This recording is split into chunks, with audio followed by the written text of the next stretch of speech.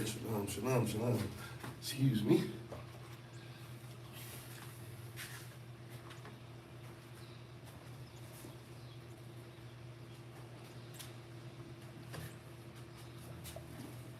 Hopefully all is well with everyone. To God, my Shabbat, thank you for the patience. Hopefully we got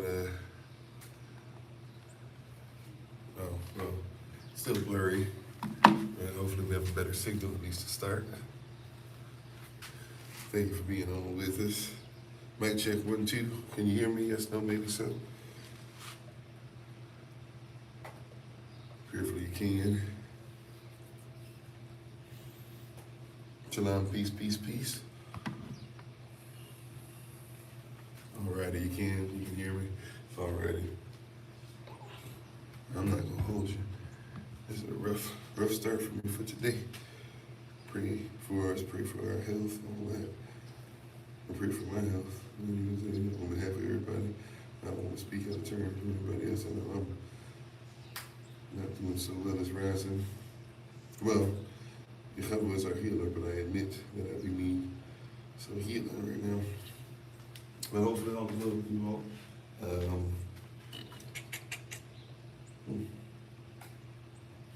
We're going to go ahead and get into Q&A for today. So today is our Q&A session. It's been Q&A session every other Thursday and Friday. We do Q&A. So starting off right now with Q&A, praise Yah. And we're going to get ready to get in the midst of that. Don't forget that this Wednesday coming up, if you are in Georgia, would like to come to like the Marietta, Georgia area, you are more than welcome to join us in person. If you want to join us virtually again for the Holy Day, you can. This one's going to be the Day of Atonement. And so all are welcome if they'd like to be able to come out. I believe it's supposed to start at 6 p.m. New York time or 6 p.m. Atlanta time. So if you would like to go ahead and join us for that, we would love to have you participate and come by and share your gift, share the gift of your presence. So you have so many gifts. You have so many different things that the Most High is doing for you. And don't forget that this Holy Day season is a huge, huge deal. Tomorrow we'll go back. We technically are still in our Holy Day series. We take, like we said, every other week when we do these series, especially long ones, long enough to, we make sure that we have Q&A session so that persons can actually ask questions, give comments, give concerns. And we normally hope that persons are not just trolling or doing so just for the sake of argument, but are actually taking time out to, really, really think these things through, look at what's going on, process the information. And, if you have questions, comments, or concerns, I do my best. I do not know everything, but I do my best to at least answer and give an answer through the prism, proper kingdom prism. Right, so thank you everybody for being on. I very much so once again appreciate your presence. We are just waiting for one more platform to upload, and then we're going to get started. If you're able to rise to your feet in reverence of Yehovah's word, or even if you're not able to, if you'd like to join us in our Bible pledge, you'll just be able to repeat that after me. Once again, just waiting for one more platform to get on with us. Then we can go ahead and get started. And we appreciate you. We'll say shalom and peace, everybody, before we do that as well. But yeah, thankfully we are in some nice surroundings. Thank you to those who, once again, were looking out for us. You know who you be. And I appreciate you. So actually have a spot to rest some for a few days before we get back on the road. So we thank you for those that look out for us. It's surprising this is why we be talking about family and stuff too. Being a family, you would be surprised, how much stuff we can do to help each other out. And I'm always shocked. Oh, by the way, I know one of you was waiting on me to give you more information about, I think the person who's in need of food. I apologize about that. I just finally got back in touch with the person. Or well, not finally, but I finally was able to see their message come through last night. So I will send that information to you ASAP. So you'll be able to help in whatever way Hakodah sees fit. I'll let you guys handle the rest with that. And thank you for joining us this year. the 2025 has been our year for hashtag a safe place.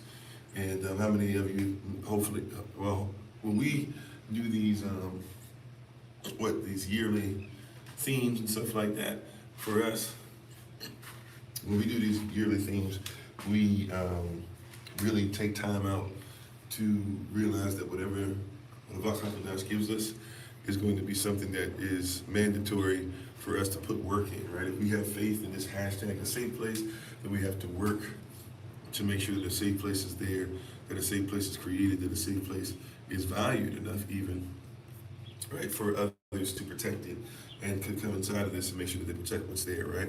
So we thank you for coming by. We thank you for being in this space with us. I'm not sure if I said this part yet or not, so forgive me if I didn't, but I'm going to just say this. May the words of my mouth and the meditation of my heart be acceptable in Yahweh's sight. He is our strength and our Redeemer, and it is in His name, which is His authority, that we pray, praise, protect today's message. Amen. Shalom once again. Peace. Thank you for being on with us. Today is Q&A, so whatever questions you have, questions, comments, and concerns, we'd love for you, and we honor your questions, comments, and concerns today. We know that it's not often something that's shared by everybody as far as how much you should be allowed to ask questions, right? So we would love to give you every opportunity to be able to ask away, to be able to question if you need to, et cetera, et cetera. And even if you disagree, agree, whatever the case is, we're thankful and grateful to have everybody on with us on this rising. Alrighty, so let's go ahead and get ready to get started. I'm sorry, I didn't say shalom to everybody. Peace. How's everybody doing? How you doing, Sister Beck, Elder and Naeem, Brother Alton, Sister Tamika, Brother Noel. Okay, John Boy must have done something that got kicked off. Well, thank you, moderators. Appreciate you. How's everybody doing on all the different platforms that we have going on? Have several, and we're thankful for every single person on every single one. Let's see, we got Shireen, Ski Oliver, Othniel, Sacrifices, Jennifer. Hey, Sister Jennifer Conley. By the way, thank you for like, share, subscriptions, hitting the notification tab, reposting, whatever the case might be. Even those who give donation of time, talent, effort, energy in front of the scenes, behind the scenes, and yes, even those who donate, give offering, tithes, as far as money that helps us be able to do what we need to do as well. We're appreciative to you. We're still in the holy day season, and so during the season, we hope you're making sacrifices. You're making those, being a living sacrifice. You're making sure that you're offering up your gift to the community and things of that nature. And we hope that these teachings have served you well as we get closer and closer even to Feast of Tabernacles in October 6th through the 13th. Let's see. Shalom, Sister Taylor. Shalom, Samakakya. I'm still not sure if I'm pronouncing that correct. I think I got the dialect, but I'm not sure. How you doing, big brother Charles? Double OG, triple OG in the house, right? Elders in the house always get mad respect from us. Alrighty, so we thank you so much. We appreciate you, to the moderators, ministerial staff, SOC, Lottie Dottie, everybody. We appreciate your presence. Thank you so much. And once again, if you don't mind, just pray for me a little bit. My voice, my chest, throat, going through a little bit of something, but we're all right.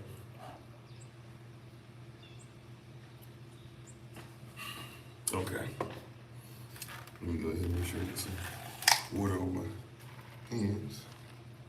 Clean hands. We're going to go ahead and say our Bible pledge, and then we'll jump right into whatever questions, comments, or concerns you guys may have. And thank you for your prayer. I appreciate you, sis. All right, here we go. So if you can put your right hand or your device or your Bible in the air, just repeat after me. The pledge goes as follows. This is my Bible. This is my sword. And this will I trust. For Yahshua is Lord. No sword of God shall ever be heard. For this is my Bible, and this is Yah's word. Asham Yechavach, Amma, His name is authority. Let it be done unto us as the way the Most High does. Amen, big brother. How you doing, James? Thanks for sharing live. Alrighty. So, any questions, comments, or concerns? You guys go. This is Q&A. We have been in our Holy Days series. So, if you have questions about Holy Days, for sure, and different things that maybe you've heard your teacher talk about. If you've heard me before, feel free to go ahead and fire away. But even if you that's not the case, and you have a question about something else, or even a statement maybe that you, or something in particular we'd like to see our stance. We're coming to a very culturally, cultural prism that we're going to look at things as far as cultural relevance on both sides, even if there's somebody who thinks differently as us, we respect. But wherever you guys would like to go. Okay, fringes. Sure, so fringes overall. Fringes is something that the Bible does say that we should wear.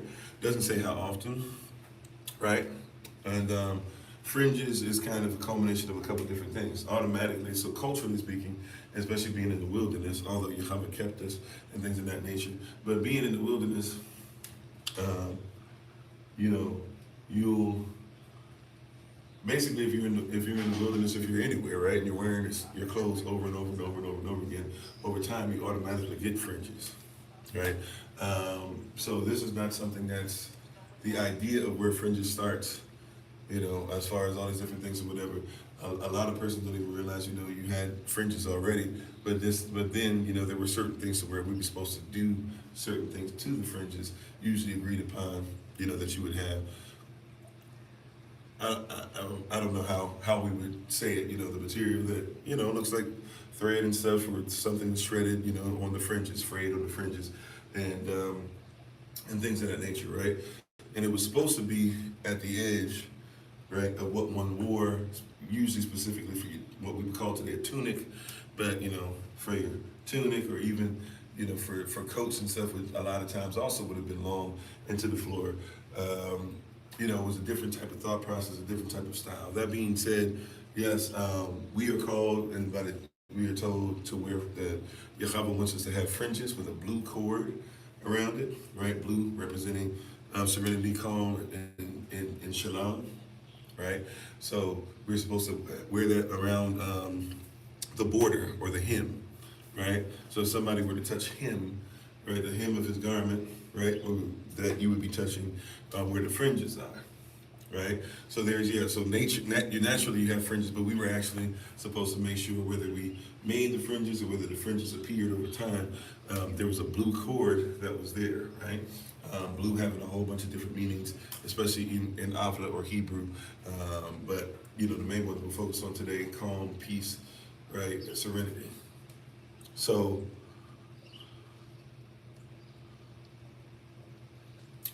so that's something I'm going to be honest about.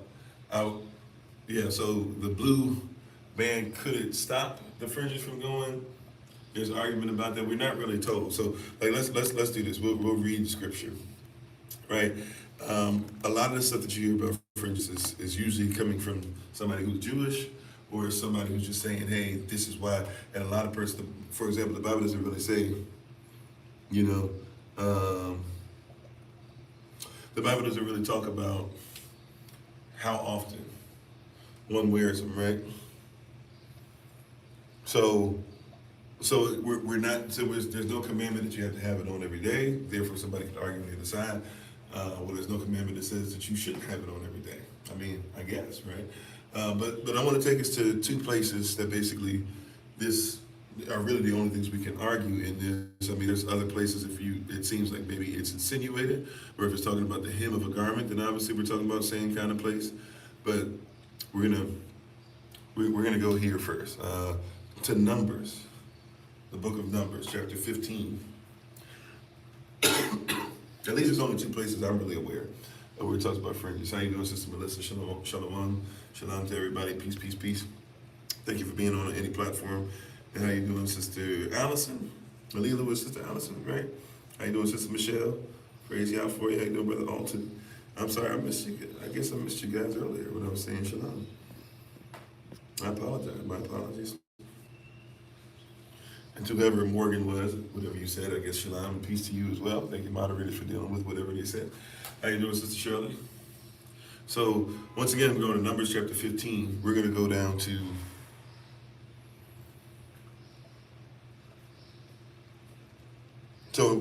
verse 32, right? So this, for me, is very interesting. If we start at verse 32, a lot of persons start like verse 35, 36, wherever it's going to pop up. I'm doing all right. Thank you. Today's not my best day, if I'll be honest with you. But I'm doing all right, thank you. Once again, we're coming from the book of Numbers. I'm sorry, how you doing, Cherry? Yeah. Numbers chapter 15. Numbers chapter 15. And I hope I don't come off as having some kind of attitude and today. Today it took everything I had to just roll over and I literally forced myself to fall out the bed. My body did not want to cooperate this rising. So I apologize. I hope I'm not coming off as any kind of, Debbie Downer or any kind of, making you upset or frustrated or making you think that I'm upset or frustrated with anybody today. I apologize. I'm playing hurt. I'm playing injured, but we're gonna get the championship. If it were a regular season game, I would have stayed home. This is the championship. All right. Okay. So I'm going to start Numbers chapter 15, verse 32. I want to start here because if we're honest about this is going to really tell you probably when you should wear it, right? But a lot of persons will argue. And so I leave this here for you to do with what you will. All right. Numbers chapter 15, verse 32. Numbers chapter 15, verse 32. How you doing, Noel? Numbers chapter 15 and verse 32. I want for those who, I'm giving you extra time for those who would like to turn there, right? And I'm saving a few times that even if you cannot turn there, you can go read it for yourself later. This is where we're starting, and we're going to read through the end of Numbers chapter 15. And I want you to know exactly what we're dealing with. Okay? All right. Watch this. Here we go. Numbers chapter 15, verse 32. And while the children of Israel were in the wilderness, they found a man that gathered sticks upon Yom Shabbat. He gathered sticks together, right? He was doing work, a certain type of work that could have been done already, right? It doesn't seem to be necessary, right? Because we're talking about Yom Shabbat. This is on what day? What period of time? The Sabbath day. Okay. All right. So, and while the children of Israel were in the wilderness, they found a man that gathered sticks upon the Sabbath day. And they that found him gathering sticks brought him unto Moses and Aaron, and unto all the congregation. It's extremely important. They saw somebody doing something, and they're doing a specific type of work. Remember, different types of Shabbat, if we're talking about holy days and stuff like that. That being said, on Shabbat, your goal is to make sure that you work as little as possible, correct? So they saw a man doing something outside of the norm, something that he shouldn't have been doing on Shabbat. And they brought him before Moses, Aaron, and all of the assembly. Verse 34, and they put him in ward because it is not declared what should be done to him. So they basically had him on lockdown, had him on guard. How you doing, Elder Timber? They had him on lockdown, they had him on guard. Because they didn't know what to do with them. How you doing, one of the little kind of, right? Okay, Numbers chapter 15, if you're just joining us. Excuse me. We started at verse 32, and we just read through verse 34. I'll read those three verses again, just to make sure that we are all in the same spot. Numbers 15, 32 through 34 reads as follows. And while the children of Israel were in the wilderness, they found a man that gathered sticks upon Yom Shabbat. And they that found him gathering sticks brought him unto Moses and Aaron and all of the assembly. And they put him in ward, they locked him down, put him on lockdown, because it was not declared what should be done to him. There wasn't a specific thing that came up, right? Okay, now verse 35. At Yahweh Asar Mashach, and Yahweh said to Moses, and Yahweh said to Moses, what did he say? The man shall surely be put to death. Watch this, right? There's a reason why we're starting here, but I want you to hear this. And the man shall be surely put to death. All the congregation shall stone him with stones without the camp, right? And all the congregation brought him without the camp and stoned him with stones. And he died as Yahweh commanded Moses. And Yahweh spake unto Moses, saying, speak unto the children of Israel, and bid them that they make them fringes and borders of their garments throughout their generations, and that they put upon the fringe of the borders a ribbon of blue. And it shall be for you a fringe, that ye may look upon it and remember all the commandments of Yahweh, and to do and do them. And that ye seek not after your own heart and your own eyes, in which ye are used to go a-whoring, that ye may remember and do all my commandments and be holy unto your Elohim. Anai Yahweh Elohim, which brought you out of the land of Kemet, to be your Elohim. Anai Elohim Yahweh. All right. So basically, this is where we see the fringes pop up. This is one verse, right? Let's read the second verse. But if you notice on that second set of verses, that's Numbers chapter 15. We started at verse 32. We read down through verse 41. So we can see here that the fringes come up after what? After there's disobedience. Somebody was supposed to be keeping Shabbat. Right? How you doing, Kip Static? Thanks for being part of the community. How you doing, Michael? How you doing, Sean Alexander? Everybody who's coming on different platforms. Thank you so much. Right? So we have this issue that's going on, right? We have this thought process that's going on where there's a man who's breaking the commandment, breaking the law. The children of Israel know that he's breaking the law. They bring him before Moses and Aaron and all the assembly, right? Nobody really knows what to do with him, so, they basically put him on lockdown. Soon as they put him on lockdown, what happened? Right? Or while he's on lockdown, what happens? Yahweh comes and he says to Moses, hey, this person's going to be put to death, right? And everybody needs to stone him. Right after this stoning, there's a command given talking about make sure that the children of Israel now, make sure that they have, that they put upon the fringe of the borders a ribbon of blue, right? So we're gonna right after this. So this is something tied to somebody breaking the law, specifically not doing what they're supposed to do on Shabbat. Everybody stones this person, and out of that comes this commandment to make sure that you wear this ribbon of blue. So we can see if anybody wants to talk about a day. This is not 100%. We should go for this, but persons tell you when you're supposed to wear them or when you're not supposed to wear them. The Bible doesn't really give a specific day here, right? It doesn't say how many days, and say if you always have to do it, right? But it's supposed to be done for a reminder to do all the laws.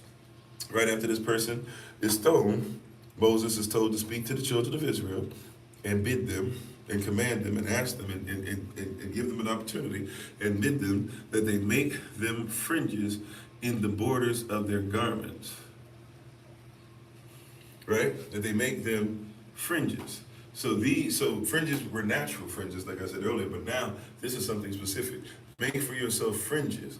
Now, the style has become to get something that you can literally, kind of glue on, right? But to make yourself a fringe is to use the same material, right? And go down to the end and start, regardless of how you do it. We're not told it has to be sewn, it has to be 3-fold cord, it has to look like this, it has to look like that, right?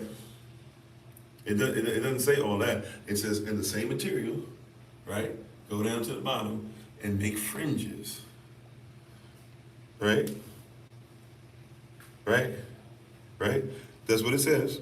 I just want to make sure, make fringes in the border, right, at the end of the garment. And for those, we're going to go ahead, we'll even use the Strong's Concordance, so there's no argument, right? Because even though this is kind of more of a Jewish term or whatever, most of us have a Jewish thought process anyways. Hey, we want to stay, let's deal with what that says, even in the Strong's Concordance, all right? So this word, tzitzit, by the way, tzait, or tzitzit, some of you say the modern, right? If the original would be tzait, right? Which is the word for fringes. It's the same thing. There's no difference between the tzitzit, right? And the fringes are the tzait, right? So when you make yourself fringes, you're supposed to really do it out of the same material, or what we even did when we were giving some out. But there was a time where we were doing some for donations and stuff to raise funds and stuff like that. And I was just specifically tied into something that was more traditional. But really, we usually add stuff, but it's basically like, on the borders that you have here, you go through and you make fringes. And then right? And then that's why I was saying, I think the same thing that you think, big brother, where you were talking about how the fringes can even keep the stuff together.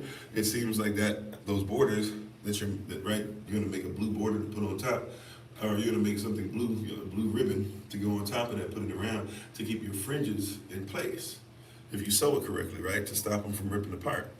So that's what the fringes actually are. A lot of stuff. So when persons even get on here and talking all the trash and talking about where are your fringes, you say you're a believer, but I don't see your fringes. First of all, it doesn't say you have to have them every day. Secondly, fringes are not the store-bought thing that you just glue on if you want to get all.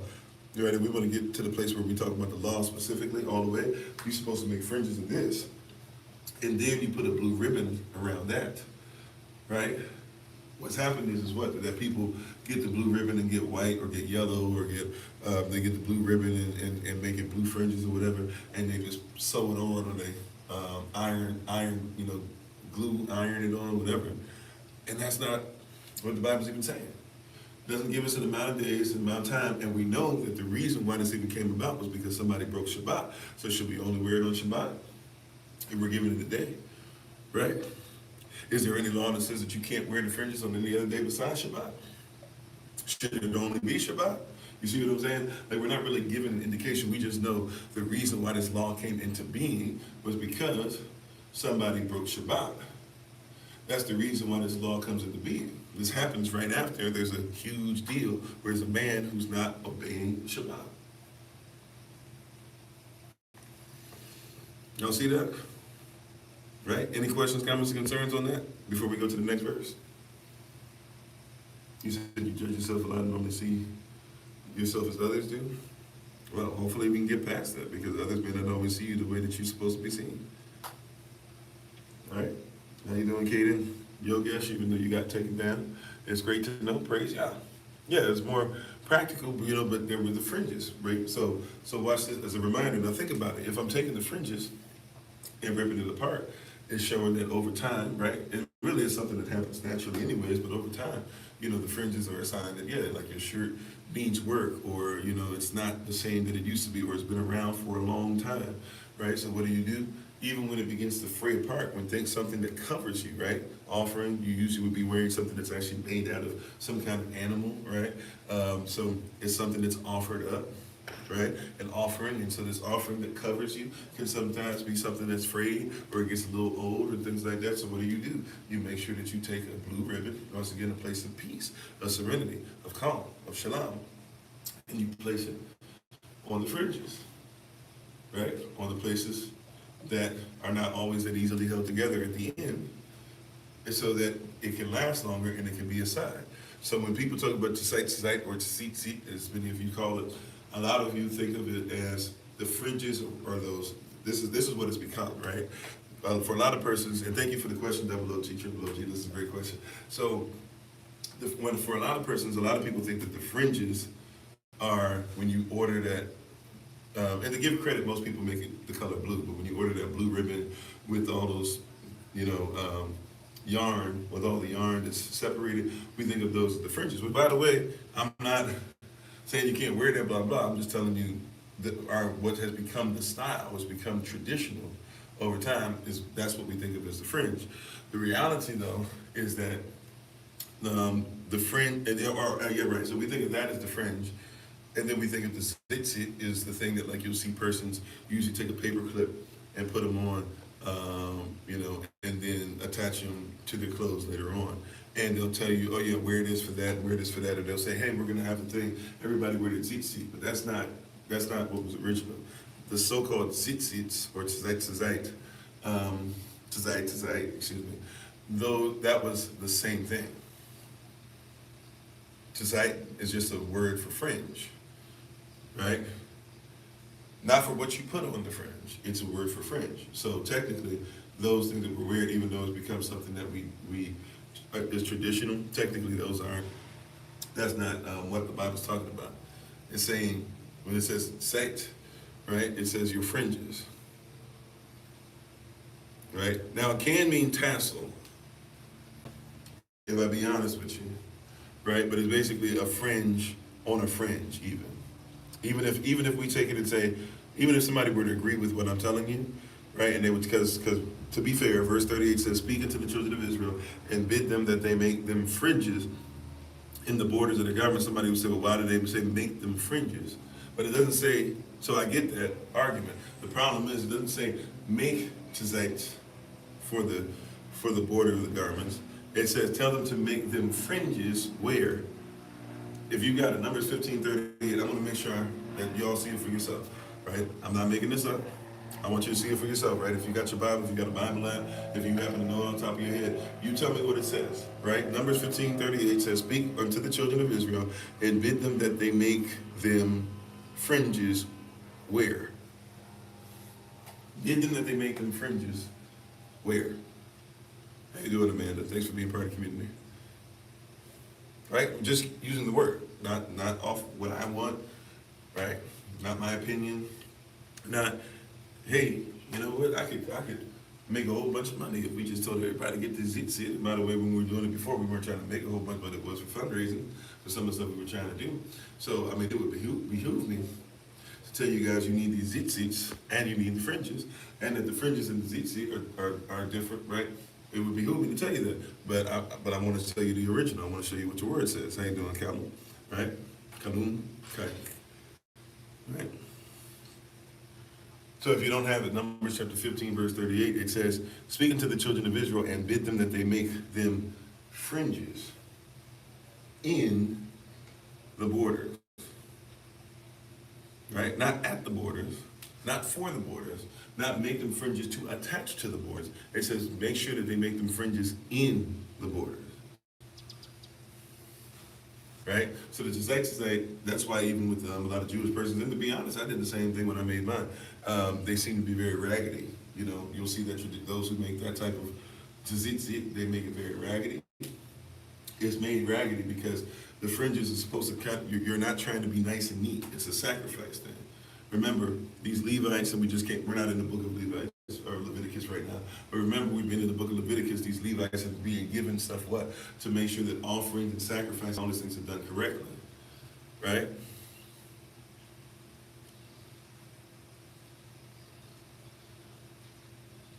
Hey, how you doing, Raul Moko? How you doing, Sister Shirley? Yeah, a sign of the work, a sign of the length of time. So that's where the tzitzit is supposed to be. There's the fringe in the garment.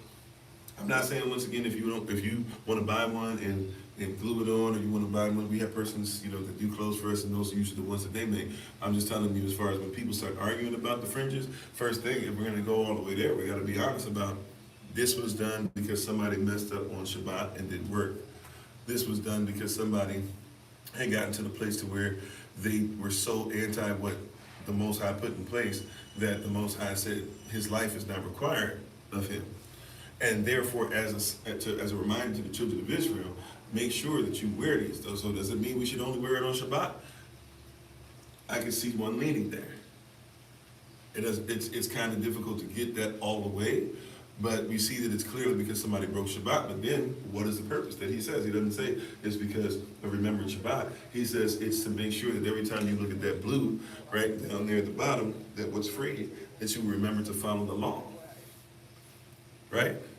Let's read Numbers 15:38 once again. Speaking to the children of Israel and bid them that they make them fringes in the borders of their garments throughout their generations, and that they put upon the fringe of the borders a ribbon of blue. They put upon the fringe of the borders a ribbon of blue. The ribbon of blue is put upon it, right? Right?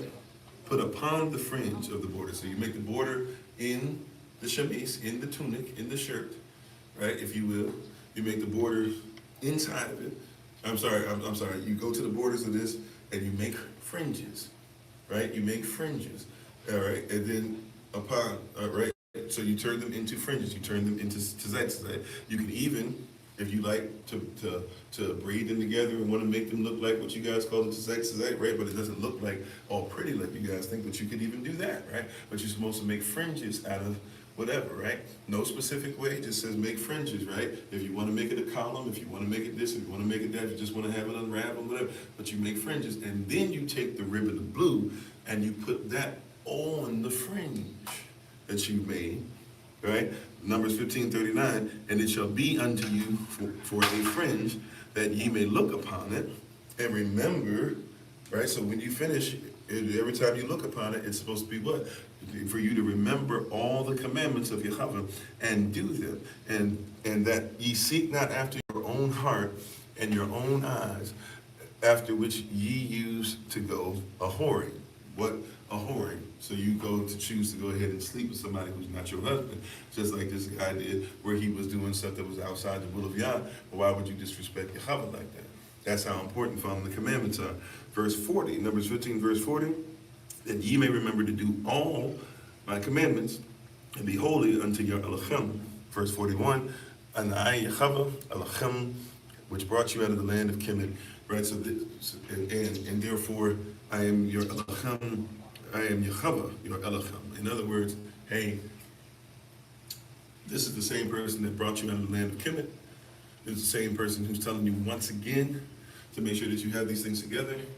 Somebody messed up so bad that their life was taken from them. To make sure that you're protected from them, here's a reminder for you that whenever you get ready, right? Now, it doesn't say you always have to, but it did say command to the children of Israel. Also, too, out of this, we don't have any indication at all here, in what we've read so far, that women cannot wear fringes. So you can put that to the side, whoever's been teaching that. We have no indication here that a woman cannot wear fringes. So a woman can wear fringes, right, according to the word. How you doing, Sister Brand? Says it right there, right? It says to the children of Israel, tell all of them, right, to make sure that they have their fringes together, right?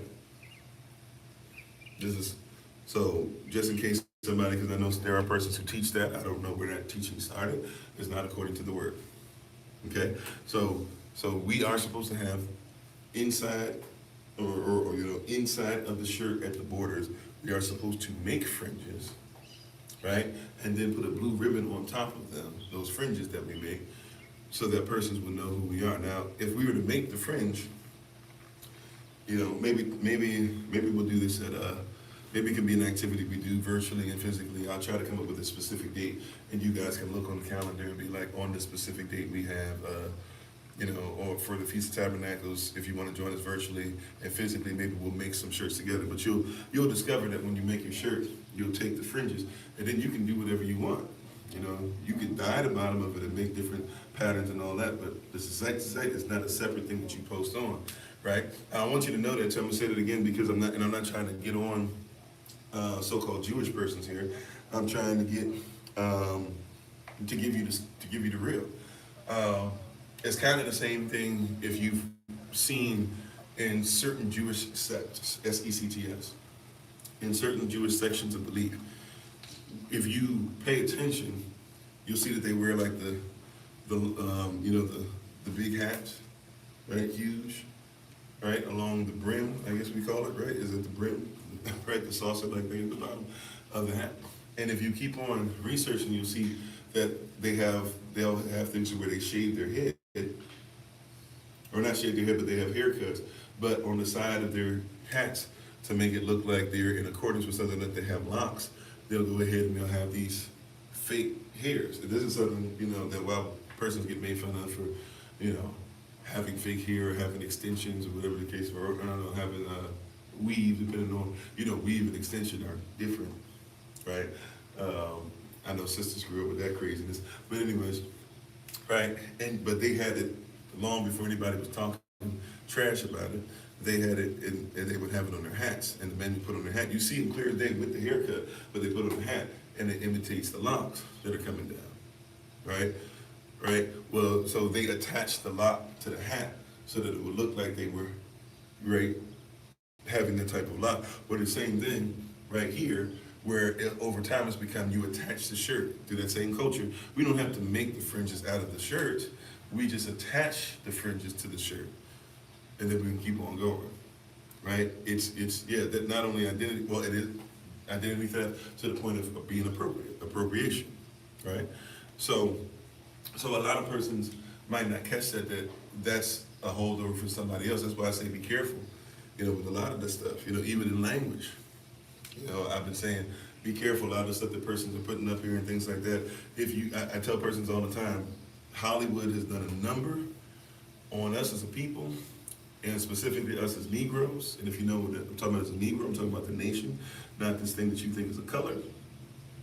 Before you associated Negro with having to mean black, Negro was actually a people, right? And if you look in movies like The Ten Commandments, right? Charlton Heston, I gave you guys a hint a long time ago, because if you look at those characters right there, those are not the actual. A lot of persons will say that's Paleo Hebrew. It's not. It's Jewish. A lot of what persons are wearing and stuff like that and swearing up and down, it's Jewish. It's a change, right? And it's something that Jewish persons who began to start saying that they were going to remember now. What they teach you in school is that our language was a dead language. That's right. So anybody who's talking about something that's not coming from a specific type of outlet, from a specific time period, a lot of persons think that that's ancient. That's not ancient. Persons who eventually took, who you are and said that it's them. They changed it. I want you to do, I'm gonna say it again, homework assignment, because persons don't believe me when I'm saying it. Go look up where you're getting these names, these words, these characters from, and compare it to Hollywood. When Hollywood is pressing for Israel to be recognized in the 60s and the 50s and the 40s, but the 60s specifically, and you start seeing all these movies coming out, go and check. You'll discover that that's not the language of the ancients, not of ancient Israel. You'll find out really quick. Right? That's why even when we went to the Bible Museum, you can tell which ones are ancient artifacts and which ones are, because our artifacts, those of you who went with us, you can tell which ones are ancient artifacts. I don't know if you caught this or not, because we weren't all in the group together. So I said it to some persons. I'm not sure if everybody caught this. When you look at the artifacts, you'll see some of the artifacts that have certain Hebrew characters that don't exist until a certain amount of time. But they'll tell you it's ancient. And what they say is they have the ancient ones, in the archives, in the Smithsonian archives, right? So if you don't get what I'm saying, they have a place where they keep the real stuff, and then they have a place where they give you, what they want you to see. And if you actually read those things in the museum, a lot of those things were not from ancient times. A lot of those things were like from the 1900s, early 1900s, late 1800s, and they were even had certain places where they were trying to tell you about modern Israel, and they wouldn't even give you the actual truth about until 1940s. I won't say everybody, but just about everybody who's living there, unless they're British, just about everybody who's living there is in fact, an Israelite, not an Israeli.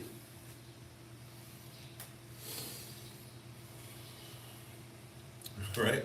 But the same thing's going on in Hollywood, and persons are looking at, the same way that TikTok, persons, once again, it's like we talked about last night with the freedom of speech thing. Persons believe that what's going to happen with so-called TikTok or whatever, where they're supposed to be married now to the Zionist movement and American stuff, that's been the case. There is no modern Israel if it's not for America, the CIA, England, right, Allied powers. There is no such thing. This is not a new thing to where all of a sudden we should be surprised that Zionists and so-called, Americans or modern Americans would come together. We should not be like overly surprised by this or in this. We shouldn't. It's the same old, right? Persons forget that in the 1800s, the only reason why you call the so-called Middle East the Middle East is because, remember, Britain, they used to say that they're, and how you doing, Uncle T Rock, that's being part of the community, right? Britain used to say, Great Britain used to say, hey, rule Britannia. There is not a place in the world, right? Or there's not a time in the world where the sun does not shine down upon the British Empire. In other words, saying that everything that ran, right, as the sun, right, goes around, so to speak, they say that there's not a time anywhere in the world where we don't own somebody. That was their mindset, right? That's how powerful we are.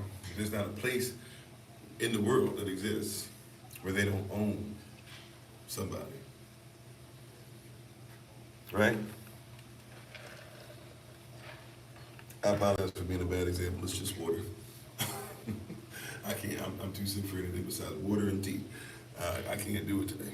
But I apologize for being a bad example. But I got to do what I got to do today. Got a big cup. Make sure I have some water in it. But yeah, so we have this mindset, this thought process that's really off about these things or whatever. The British Empire was like, there's not a time on the planet where the sun doesn't shine down upon what we have, right? So they had a time to where they owned everything. And so when you hear these terms like the East, right? When I say the West versus the East, I'm telling you things through the prism of so-called racism, white supremacy, and I'm trying to show you something through how you were taught it. So when you hear West, you think Western Rome, you think Roman Empire, you think so-called Europe, even though Europe's not even a continent. But the lie is that it's always existed as a continent. You know, you think the United States of America, Canada, you know, you think Mexico, but Mexico's not quite on your level. You know, a lot of you think of Mexico even as being a third world country, you know, all these different things, but you think of the West, you put up, when I say the West, a lot of you already kind of know how you've been taught, especially in school where they had Europe as the center, right? And made Europe way bigger than they're supposed to, and Africa and South America way smaller than they're supposed to, and all that, and they turned the map upside down and all those different things. When I say the West, you think of where we're supposed to split, right? If I say the East, a lot of you guys think different. So this is because of England. England said that if you're East, you're East on the map that they projected. And it went a little bit further. They said, okay, if you're East, you're East. If you're all the way over where Japan, Korea, China, etc. are, they said, you're far East, right? But what about if I'm close to you? Well, then you're just East. Well, what if you're in the middle? They said, oh, that's easy. You're in the Middle East. And it was England who was over modern Israel today, Israel, and they had the territory. And then eventually, after the war, World War II, they couldn't keep up with everything. They were losing. They couldn't keep up with the Cold War, and so they cut their losses. They kept certain colonies, and they got rid of others. This is why they ended up having to get rid of India. They didn't have the manpower or the money. They were losing money trying to keep India. So it was best for both parties to just go ahead financially and get there. Well, the same thing happens with Israel. They were losing money. Israel was really difficult to deal with. They had messed over a lot of stuff during the war, and so, you know, the person's us. A lot of us that were still there, and even Palestinians, original Palestinians, they were there as well, right? And then all of a sudden, after or during the end of World War II, the Rothschilds and some of the Israelis start to come together to try and buy the land, realizing that there's going to be a lot of powerful stuff that's going to be happening over there, and they want power and control over it. They bought it, took it away from England, and with the help of the CIA, were able to put in what you now know today as Israel, modern Israel, right?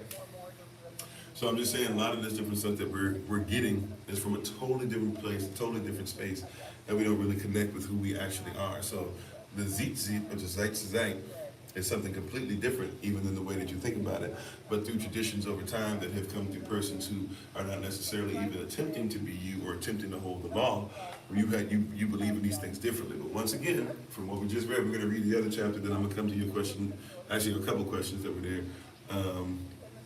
Right, but you were supposed to make fringes, right? Make tzitzits, right?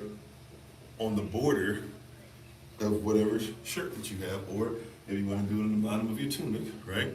You were supposed to make fringes. And when you make these fringes, right, then what do?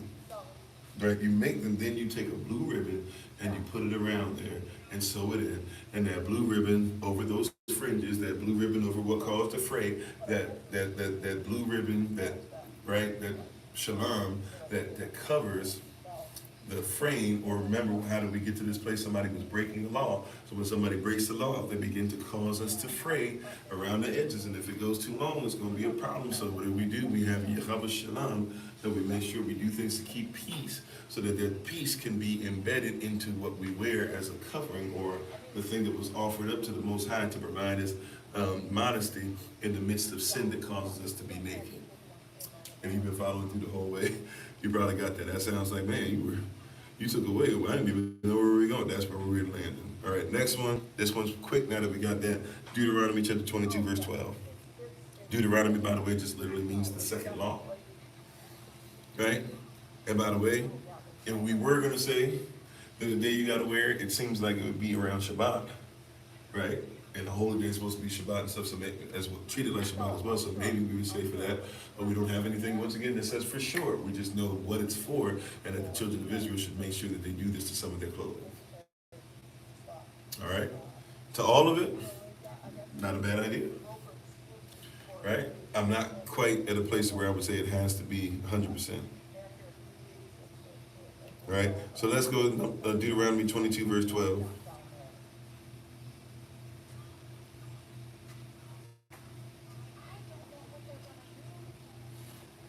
All right, it says this, Deuteronomy 22, verse 12, it says, thou shalt make the fringes upon the four quarters of thy vesture.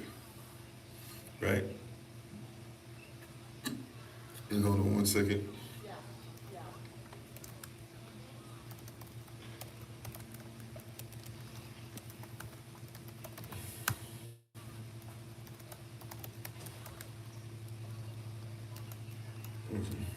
All right.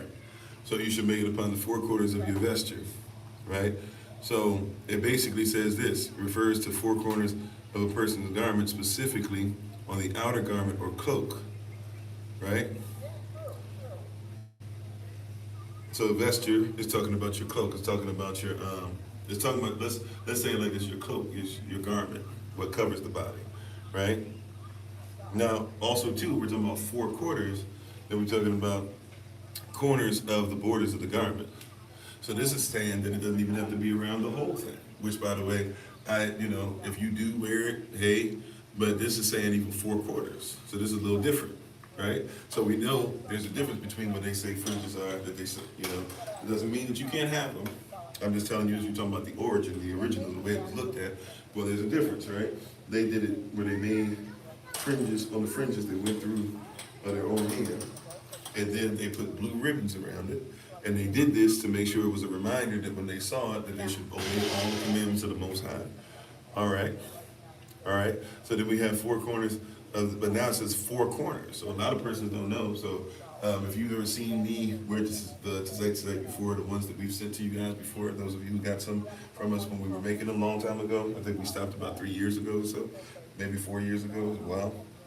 But we would give you four. And we would tell you, we would instruct you to put one here, right, and one on the back in the same area, and then on the other side, one here, and one in the back in the same area, right?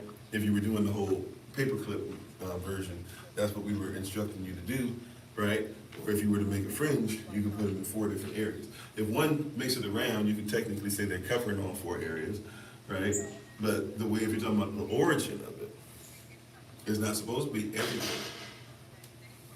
Right? It's supposed to be in the four quarters,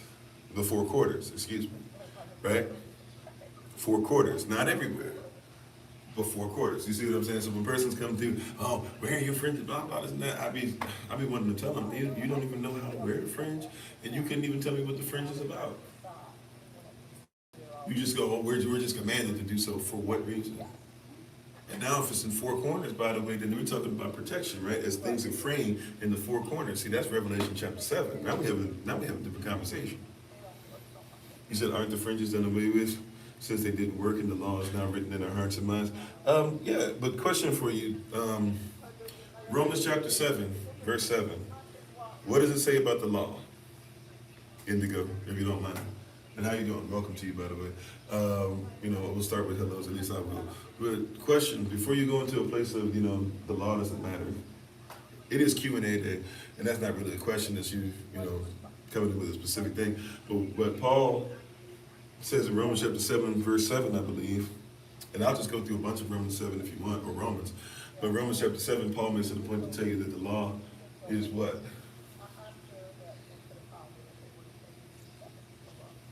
So before one talks about the fringes, and you start talking about the heart of man is desperately wicked, so we should probably make sure that we stay to what the passion of the law, but the heart of the Most High is when he said his word.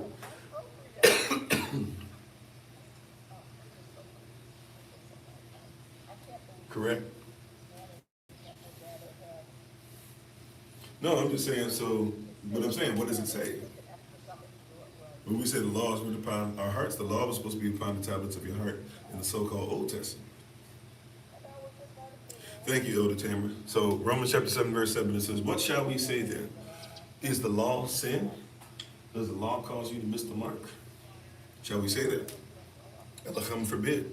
Matter of fact, when we read Revelation chapter 7, we'll see that Paul says that if there was no law about coveting, then he wouldn't know not to lust, because to lust falls under the umbrella of coveting.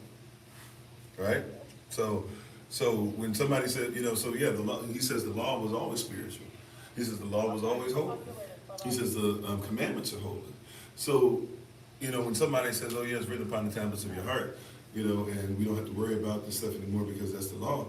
Yeshua told us, our Messiah tells us in Matthew chapter 5, verses 17 through 20, specifically in verse 19, he says, anyone who teaches against the law and lives not following the law is considered, as far as kingdom standards, to be the least. But if you live by it and you teach it, you're considered to be the greatest. So law is not the problem, and therefore so-called making it a so-called Old Testament thing, or things as far as that, right? And once again, the fringes were never, so the fringes weren't even used, well, the fringes aren't even necessarily used correctly, although the style that persons are making them and stuff, hey, it is what it is. But the fringes aren't even done correctly, right?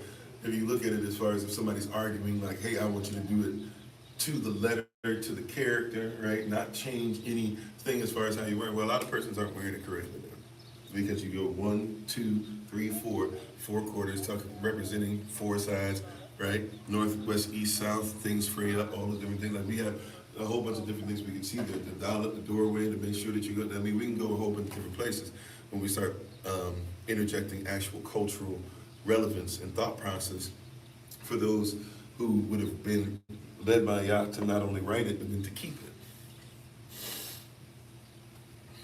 it. Right? So that part of things is as far as, well, why should we worry about fringes if the law no matter matters, basically.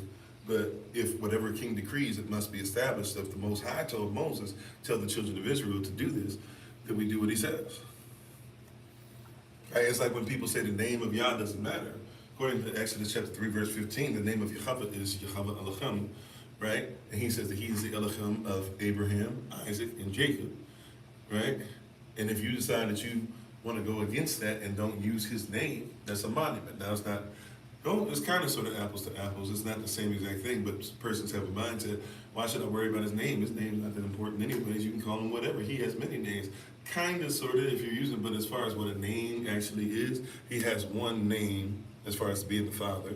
The Father has a name, and then he has many different things he's known as. He has many different titles, right? Even you have to know the difference between, are we talking about name to the context of, like, my name is Kofi, or are we talking about name as far as the context, my name is my name is pastor? Because a lot of persons don't realize, if you say in the name of, right, you can say in the name of pastor. We have to figure out which pastor you mean, though. That's why you say in the name of Pastor Kofi, to make it right. It's better to just go ahead and say in the name. And I'm not saying you should preach in the name of what I'm here. What I'm saying is, if I sent somebody, if I sent my son, and my son came over to somebody and he said, I came here in the name or in the authority of my daddy. Well, if there's 55,000 people in the audience and they don't know who his daddy is, they might say, who is your daddy and why should we care? But if he comes to and he says, I came in the name of Kofi, right? Kofi Ofori, of Servants of Christ, boom, boom, boom, boom, boom. Even if not everybody knows it, at least they can look it up to see, is this somebody we even supposed to give any credence to, right? It's the same thought process, right? Persons don't even know what context we're talking about as far as authority or name or position, et cetera, right? You said you were been told, the fringes, there's no scripture to say. It's like when people say that we shouldn't give tithes anymore, or have changed what tithes mean. Now, there's no scripture to say the tithe is done. There's no scripture to say the offering is done. There's no scripture to say that a sin offering is now no longer different than a meat offering or a grain offering, right? There's no scriptures to change these things. There's no scripture that says that we're no longer under the law. There's no scripture that says that we're no longer, supposed to do a lot of things that all these persons have this If Yah's word doesn't change, then we keep it forever. So if he told us, wear your fringes, right? Or at least every Israelite should go through the process of making sure at least you got one set according to the word. So like everybody should make sure that they go through the process of they themselves, excuse me, making their fringes on their shirt, right? Putting blue ribbon around it and making sure that you at least got one in the chamber. That's right. If you aren't under the correct authority, you're not under the right name. So, contextually, we think of a name as a lot different, biblically speaking, than others do, because a lot of persons aren't looking at an actual name. They're just looking at, or with the way that the persons use this term name, they're looking at it through a very modern, Eurocentric lens, where we even get to change names. So when you can change a name, when you can change the name of a people, when you can say that the people who are Israel can't even be the people, right? We have a hard time with talking about these conversations.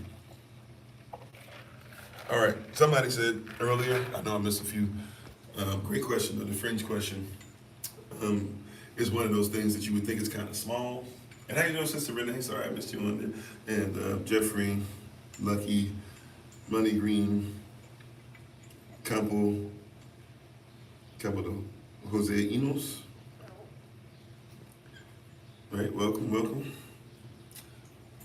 Hola, ¿cómo está? Gracias por tu presencia, mi hermano. Right? So, when we have this, when we have all these different things that are happening, right, we have to realize, we have to recognize the thought process, the mindset. How you doing, Deborah? Deborah Wagner. We got Deborah Wagner, and Deborah, I guess, right? Welcome to all. But we have to have a mindset. So now somebody was asking the question, and I know I missed something else. I'm going to try to find that one too. Somebody asked the question earlier about, Brazil. Oh, okay, so Portuguese, I speak Spanish. Excuse me. So somebody was asking, there's two questions that I missed. I think two people asked the same question, or version of the same question, and somebody asked another one. I can't recall the other one right now. One of the questions that was asked was, what is the difference between a Jewish person and a Jew, or an Israeli and Israel, right? We basically had two questions that I think that basically asked that. And then somebody else asked another question. And I have to look and see if I come across it.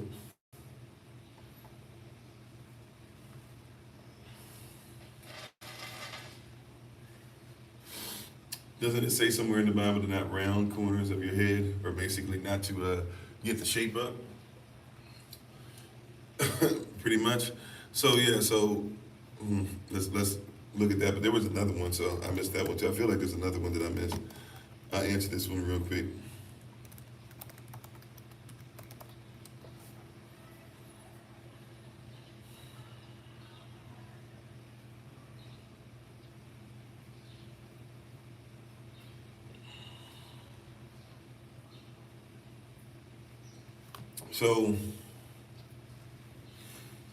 So I'm not 100.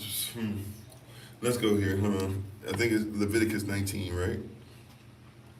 I'm not 100% sure how to answer this. I hope I'm going to answer it in a manner that makes sense, because this is real easy to kind of go into a few places and persons make this. This is kind of another one. This one shouldn't be that long to explain, but this kind of another one that a lot of persons have kind of taken all over the place. Leviticus 19:27, ye shall not round the corners of your heads, neither shall thou mar the corners of thy beard. Right? If we keep, well, let's do this. Yeah, okay. That was Leviticus 19:27. Ye shall not round the corners of your heads, neither shalt thou mar the corners of thy beard. Ye shall not make any cuttings in your flesh for the dead, nor print any marks upon you. And I am Yahweh. All right. So, in this, basically, like, it's kind of is self-explanatory. Now, there's persons who would argue that this is for Levites only, right? And this doesn't mean, by the way, that one cannot ever cut his hair or cut his head, right? But there are certain principles that one should have. So just because one cannot around the corner. By the way, the corners of the head are different, right? So we're talking about what a lot of us do, and a lot of us do this because there are some African nations that did used to do this. It's not Eurocentric only, but also too, we be honest, a lot of you who get the haircuts that you get when you came over from another place, or as a slave, or your ancestors did possibly, or your ancestors were already where you are, and they were made slaves, etc. They threw us all in one boat. A slave, even the same thing, right? Is not supposed to, was basically supposed to not have his natural anything. And if there was, it would be just enough of it to make you look bad. But you weren't supposed to take care of yourself. You weren't really supposed to get haircuts. If you got a haircut, stuff like that, or whatever, right? But they would keep you in a place. But they would cut your hair down, right? Your hair would be shorn down, but you would just walk around like that. And so where a lot of persons get this whole thing that they think it's like sometimes there are certain nations. Remember, there's a lot of different nations in Africa, and even a lot of nations that were taken out due to disease and all types of stuff, and all types of just killing off of persons during hundreds of years of chattel slavery, right? But that being said, the whole idea of the shape up is really something that many persons kind of got through having to cut your hair, and then over time, when you actually could get haircuts and style your hair the way you like them, right? At least to a certain degree, because you still have to have your hair enough like what the man said that you can get a job, right? But those of you who are actually in a position to get haircuts and things of that nature, and now it's we were a few generations down, and we think of it as just being a normalcy. But a lot of that stuff was because you weren't allowed to grow your hair. Right now, once again, I'm not saying that there are zero so-called black persons or Negroes who come from different branches and different nations where they don't shape up different things or whatever. We know they do, right? But it's not as many. It's not this thing where everybody thinks this is a norm. No, it's not a normalcy where persons are shaping up their hair, doing stuff or things like that, or cutting their beard the way that you guys think of it as today. It's normal for you to actually just have a beard that grows, right? It's normal for you to have the so-called neck beard. This is normalcy, right? That being said, so we're talking about the shaping up, right? The shape up, so to speak. There used to be something that they make fun of you at. When your stuff wasn't cut, they say, shape up, right? Shape. They wouldn't even say anything. They'd be like, shape up. Like, who's this dude talking? He shouldn't even say anything. Shape up. Get your shape up there, right? And so we used to be so self-conscious about the shape up. That's why bare minimum, once every 2 weeks. There's some brothers who used to do it once a week. There's some brothers that's way too much. That's why they're losing their hair. There's some brothers trying to get haircuts once a day, right? Wearing the do-rag to make sure that they got the waves that don't even look natural or whatever. But hey, it is what it is. They want all those different things, right? And even that's based off of ancient Kemetic stuff. If you know about Kemet, you know that the finger wave is something that's not new, or not finger wave, but the waves, the wave cap, all that. That's not something new. That's thousands upon thousands of years old. Nevertheless, though, in talking about that's something that where a lot of persons, when you get your hair cut, that's not actually something that's really something that you're normally doing because you had it passed down from your culture. A lot of you are doing that because that's something you were forced to do. And then over time, hey, I'm gonna shape up the stuff to make it look neat because I was only allowed to cut it down. I was never allowed to shape it up. Right? So anybody who's doing those things, now there is an argument to be had, because once again, Leviticus is written to Levites, although it's written to Levites to tell the children of Israel how to make sure that offerings are given of themselves. But we don't really have here anything that kind of tells us specifically this is only for Levites. Once again, doesn't mean that you have to have your hair locked up. Doesn't mean that you can't, take a pick to your fro. Doesn't mean that if you you have to automatically have neat locks or right. This is something I'm doing specific in a covenant agreement with the Most High through Ruach HaKodesh, right? So I'm doing a specific type of vow that has me to where I have to be in order, right? And so in order to keep the vow, in order to do what I'm doing, and so that means that I have to keep what I'm doing, right? That's for me in my walk. This does not mean that everybody, doesn't mean that every Levite, doesn't mean, right? Just like the whole thing we were talking about earlier with the tassels, with the tzitzit, with the fringes, right? We even read that out of pocket. Nowhere does it say you have to wear it every day. Nowhere does it say that every single piece of clothing, right? But that's just something, that persons, will get on each other for that. But we see that it does command that we should at least have one in the chamber, right? We should at least wear it from time to time because the person should see us wearing it, and we should also have it to make sure that we can put it on from time to time, be reminded to follow all the commandments. But as far as somebody trying to institute some kind of daily law or specific day of the calendar that you must wear it every day, we don't have that in Scripture. You see that? So the same thing with the hair. Yes, the hair, especially for the Levites. Could it be for every man of Israel? So some will argue yes, some will argue no, right?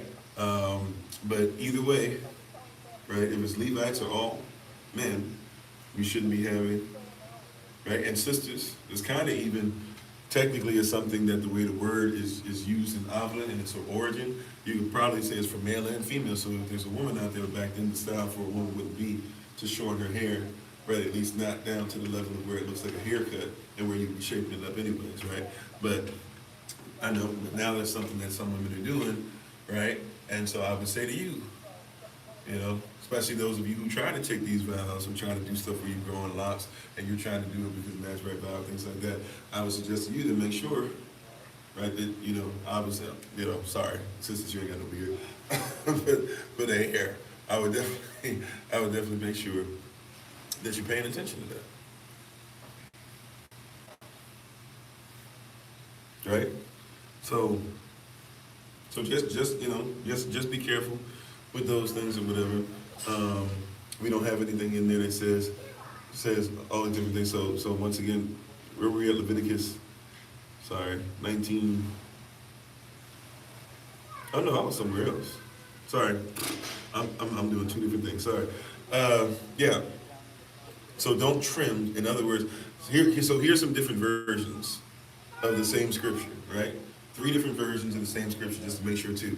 King James Version says, "Ye shall not round the corners of your heads, neither shalt thou mar the corners of thy beard."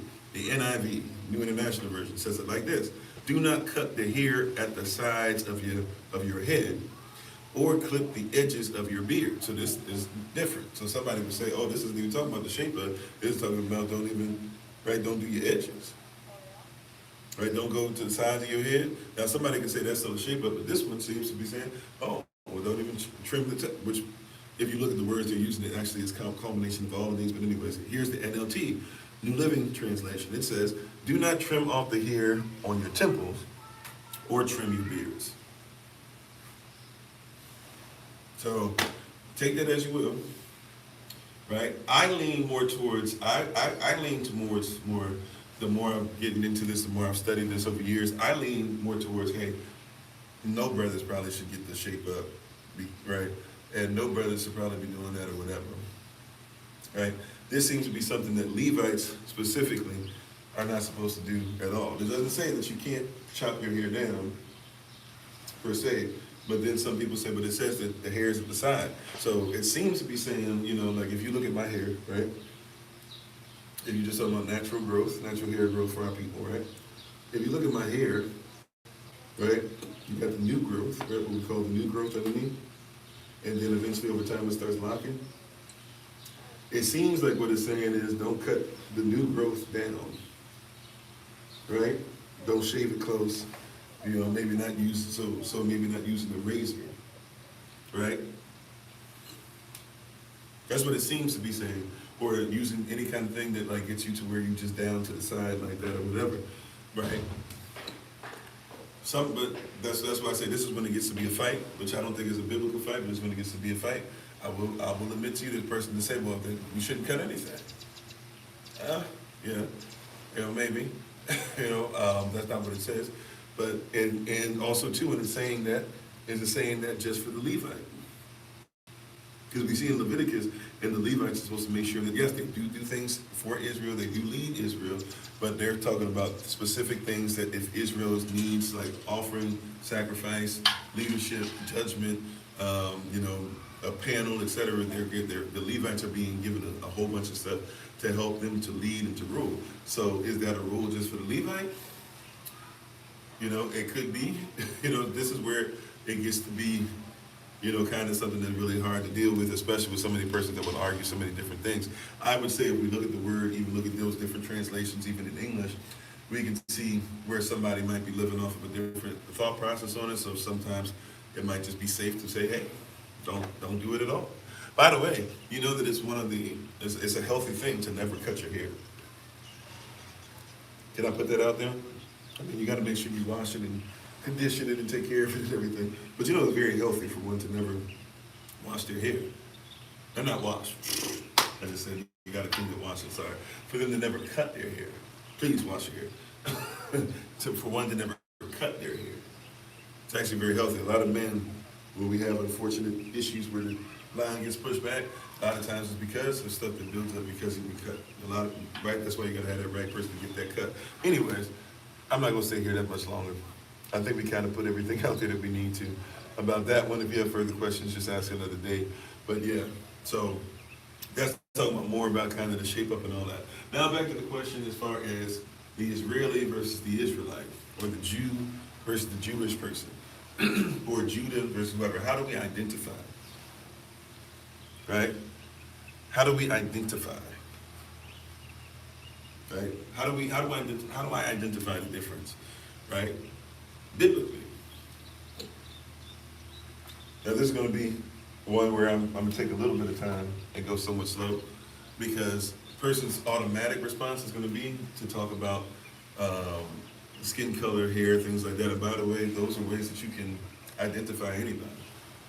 If somebody were to rob my family, and the police came by and they brought one of those persons who, can draw everything right there on the spot, as you say, and I describe him, I would be describing what I saw. It is not right. It's not a racist thing. It's a racist thing if you lying about it or trying to just be like the police would go look for anybody. But it's not a racist thing if a so-called black person actually robbed you, to say a so-called black person robbed me. It's not a racist thing to say, hey, an Irish lass with red hair robbed me if an Irish lass with red hair robbed you. Right? It's not racist. It was the truth. Right? It's racist to say all Irish red lasses, they all robbed because I got robbed by one. That's when you start dealing with xenophobia and racism. Right? Okay.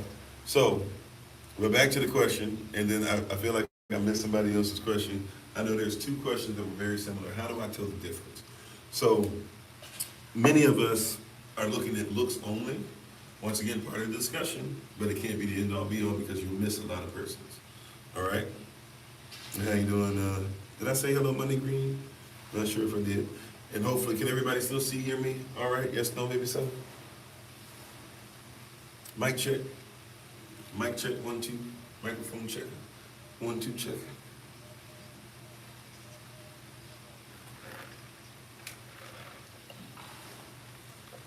Okay. All right. How you doing, Brother Bradley?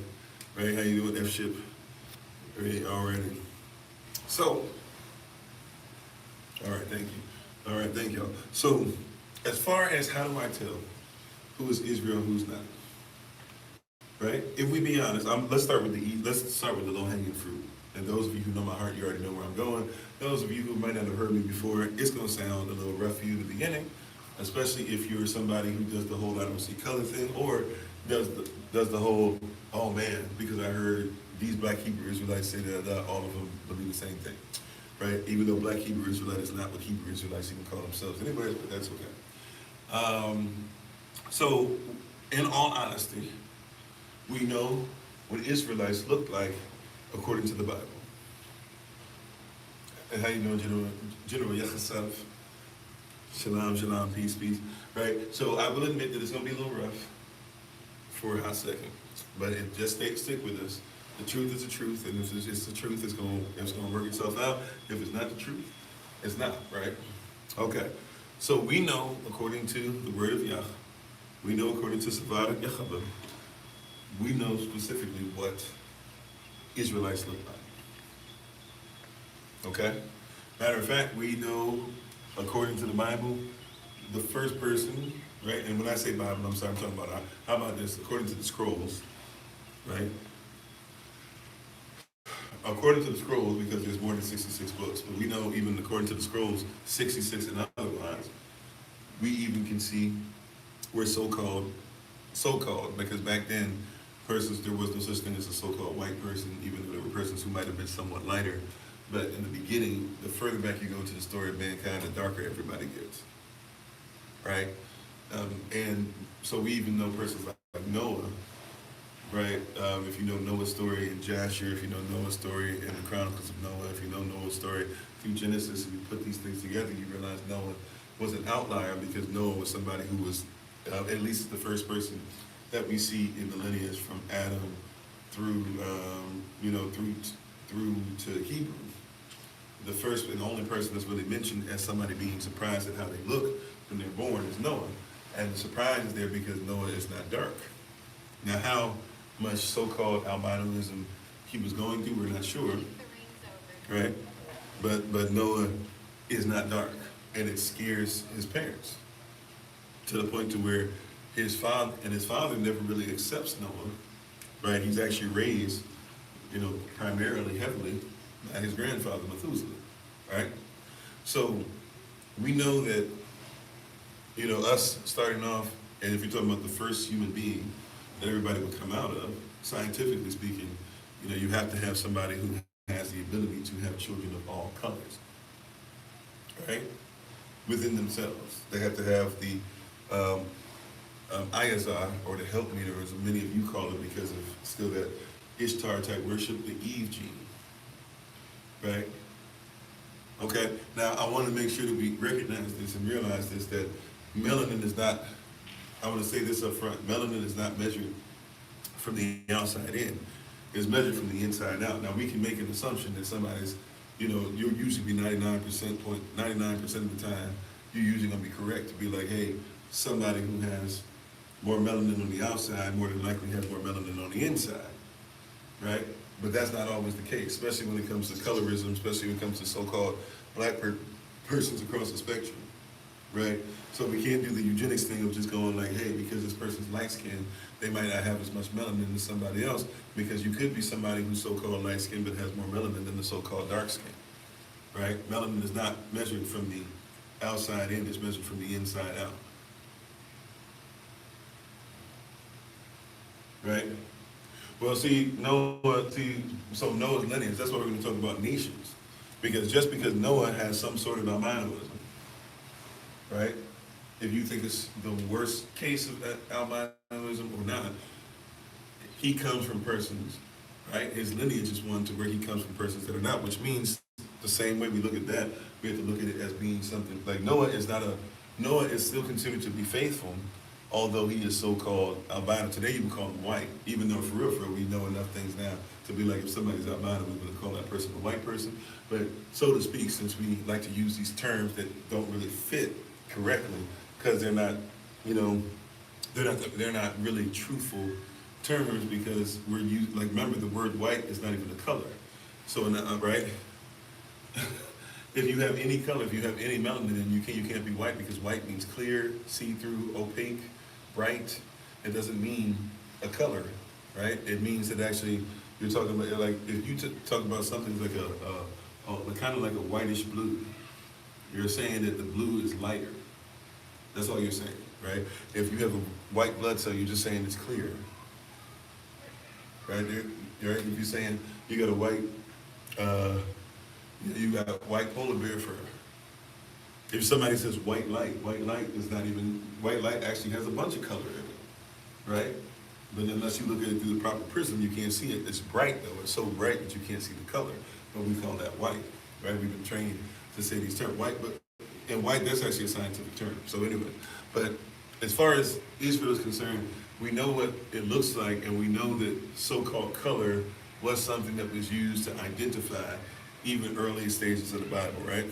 Doesn't mean that we're judging somebody's belief system off of it. Doesn't mean that somebody has to automatically be evil. Matter of fact, if you know how Edom works and Esau works, those are nations, and they started off in so-called African and so-called Middle Eastern regions before they even made their way close to what you guys now call Gentile regions. Okay? So, but if we're going to be honest as far as what the children of Israel are talking, so I want to put all that up there, right? That we're using, it's hard for us to have this part of the conversation because we're using very colonial and social constructs that wouldn't have had a place back then, right? Nobody would have said Noah's white, if he in fact looked at albino to be considered. But nobody would have said Noah's white. That's not a term, right? It's not a color. It's not an indication of a person, right? You only get to that point to when you start getting to like the 1600s, maybe the 1400s even, but you only get to that when you start seeing certain persons that want to hold power for themselves and start to say, well, one of the things, because they were sick, they were inbred, right? There are persons who sat on the throne and really were sick and had a lot of issues in the way that they looked.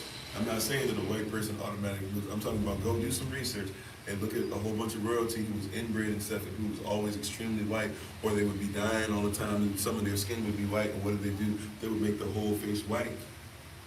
Right? Is it Queen Victoria and Queen Elizabeth? Definitely. Who are known for having extremely white faces. Queen Mary, extremely white face, all that extra makeup. Why? Because they were actually sickly. And so you put the white on, and it was supposed to make you at least look whole again. Everybody would say you were beautiful. Why? Because nobody wanted to say, as much as you see these pictures that are up now that are painted and all that, we don't know how iconoclastism works. Even in the moment, she was being drawn as somebody with white makeup that had a beautiful face, when the reality is that it was known that if you came in her presence, it was very scraggly, there was a lot of stuff, there was a lot of disease she was going through, there was a smell that sometimes would emanate from her. I'm not trying to say a nasty one from what you think, I'm talking about just from death, the sin of death. Just like King Henry VIII had the stench of death upon him, right? A lot of persons don't talk about that, how persons couldn't even be in front of the royalty at the time, right? But they give us these images. But she wasn't. But they said that white was beautiful because these persons were putting on white, kicking themselves up with makeup and stuff, hoping that you wouldn't take notice that they looked like they were dying.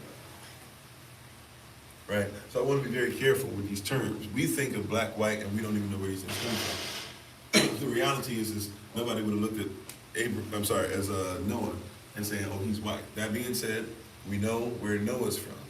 Noah is Assyrian, and he is from Syria. Okay? Noah's family is from Syria, the original Syrians, right? So we know what they look like, right? That's where Noah sent his son to get married back into the Syrian nation. So, Abraham. So Abraham's Syrian, leaves their Syrian place as a nationality, and is supposed to be separate from his father, right? And then sends back for Syrian sisters, right? When it's time for them to be married, Isaac to be married, Isaac will send his son Jacob over to Padan Aram, or Syria, right? So to make sure that they get married, right? We will see that out of this, the children of Israel will marry into the children of Kemet through Joseph. We'll see that Moses himself is hidden in Kemet, right? While being, right, is hidden in Kemet and is raised as if he's a child, right, in Pharaoh's house. And we know what Kemetic persons look like. We'll find that Yehoshua, right, that the Messiah will be sent back to Kemet to be hidden there. And the persons who are looking for him, who don't find him, many of you think it's the three wise men, but it was really a whole bunch of magi who are looking for him. They'll find him when he's about 2 to 3 years of age and give him all his gifts, and they find him in Kemet, right? So, and he was hidden in Kemet, so when they found him, they found the place he was hidden in. The majority of Kemet, yes, by then we could say that there were Greeks who were coming in, which, by the way, if the Greeks look like Cleopatra at that stage, then Cleopatra is one who's considered to be what? Greek and not African. Although she respected Africa, she respected Kemet, she respected the languages, but she was not Coptic, she was not, some person tried to say maybe she was black because she was mixed. No, like persons in Greece. They used to be considered to be persons of color. Some persons still do. There's still a lot of Greeks who are over there who are persons of color. I'm not just talking about persons from other countries. I'm talking about there's still Greeks that you would be like, oh, your people have been here since times of Rome being a world power. So yes, they didn't go anywhere. They've been living there the whole time, right? So, right, we even know what Yehoshua looks like according to the Bible, because Yehoshua is said in Revelation chapter 1. Right? This is somebody who would have known him, by the way, too. John the Revelator, when he sees him, Yachanan, when John the Revelator sees him, and he looks up, Adam. He knows who it is. In Yehashua, it says that he was way darker than I. It says that he was so black, right? His skin was so black, it's as if he was burned in the furnace, right? It's as if somebody had taken copper and thrown it into a furnace and let it burn. Right? I'm sorry, what? I have been incorrect. First of all, chosen alchemist, we probably should say hello. If not, we already know what time you're on. At least disguise it. But how you doing? You said you have been incorrect on variables in the last 5 minutes. It's not a monolith of experiences. Okay, what have I been incorrect on as far as you were saying that I was incorrect as far as the Greeks being considered to be black or so-called black, because these are so-called whatever. These are, once again, as I said earlier, these are colonial and social constructs that are difficult to talk about because persons didn't even use these terms back then. But okay, so if you're saying that, then you also don't believe when it talks about King Leonidas and how King Leonidas had locks and how he was considered to be a person of color. I know you got a movie, but that's different. Or how you're dealing with the fact that Greeks, I don't believe this, by the way, but the Greeks did. When they were taught by persons from Africa, whether you're talking about Kush, Kemet, Timbuktu, etc., they would say that they believed that the persons who were teaching them there were greater than they were because of skin color. In other words, they thought that the darker you were, the smarter you were. These are places where Socrates and Plato and all these other persons, they come through that lineage, right? I made it a point to say I don't agree with that, but I'm telling you that there's evidence we can see what persons look like, even though we shouldn't get caught up on that, because just because somebody can look the same color doesn't mean they're the same nationality. We know this through chattel slavery times, where certain persons would even sell out their own, right? But but they didn't consider selling out their own. Why? Because they're not the same nation, they're not the same family. We know that there's a difference between the Negroes who were made slaves and the so-called Africans who were made slaves, right? If you don't know that difference, you should probably do some research, and then that would help you to be more, more able to be able to speak on what I'm talking about. But you keep saying all the stuff that I was talking about, you have no clue. Either you weren't listening for 5 minutes, because in the last 5 minutes, I've literally tried to make sure I hedge everything that's coming up, because I know it's a difficult conversation to have. I even started this off about 7 minutes ago by making the statement, hey, I'm going to start off and it's going to be a little rough for you all, right? Especially those of you who are into the whole reverse racism thing, or into the whole, it doesn't matter, I don't see color, or into the whole, hey, you've heard a couple so-called black Hebrew Israelites preach a certain way, and therefore now that means that everybody who's a Hebrew Israelite has to agree with everything that they say on the street corner and stuff like that, right? You're somebody who's either being disingenuous, or you really had to listen the last 5 minutes. In all honesty, with all respect, right? How you doing, Big J? Big J Nasty, how you doing, Jay? Thank y'all for the love, appreciate y'all. Even I appreciate you for the question. Not really a question, you just basically were like, everything you said is wrong. Okay, then just here's something that'll help you. Just simply say why it's wrong. Because that actually, allows somebody, when you just come up and you say, oh, you're wrong, and then somebody says, show me why, but you can't, then it's ad hominem. Ad hominem doesn't have anything to do with truth. If you don't know what ad hominem is something I liken to a lot, where you have, when you were in school, at supposedly very immature age, because we're supposed to grow out of it, and somebody might say, man, you need to get yourself together, you're going to get us in trouble. And you say, your mama. And everybody laughs at the person who said your mama, but what does that mean? I'm sorry, everybody laughs at the person who, mama was just entered into, and the person feels bad. But if the person feels bad, does that mean that they were wrong about saying the person needs to get themselves together? I'm sorry, he said Ethiopia was surrounded by living water of Gihon, so anyway they went back, they could follow it back to Eden. Hey, front porch pulpit. Kind of, sort of.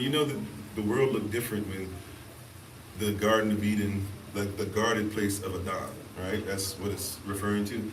It looked different, right? Like the earth wasn't the same way it was. And so even the rivers that you see, if you look at them, when you put the earth back the way it originally was, they actually form a powerful place. And it wasn't Eden, it was the Garden of Eden. The Garden of Eden is a certain spot in Eden, although Eden was extremely vast. Eden is not like the size of a city.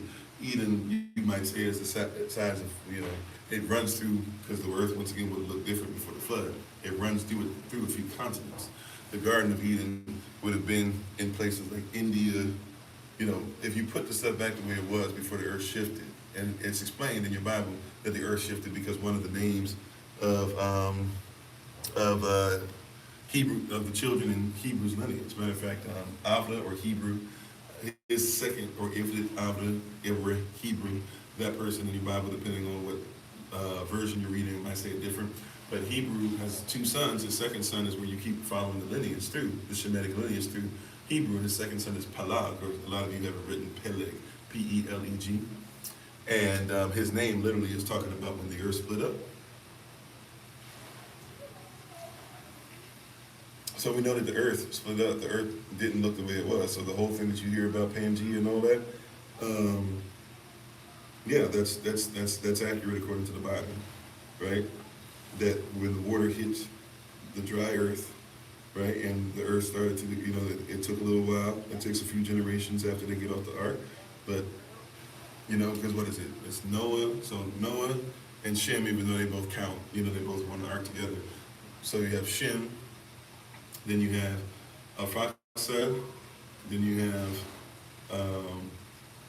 Salah, then you have Avda, or Hebrew, and then the next generation is Peleg. Right? So you can actually kind of sort of do the math. How soon after the flood there's a whole earth that's been, under the water, and a lot of the earth, is under the water that didn't used to be under the water. How long does it take for something like that to soften the clay to where the clay then turns into something different than what we're used to seeing?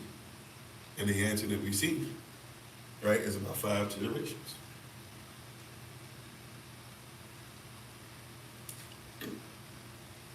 Right? So we can track and trace, right? But so nationality is different than just what one looks like.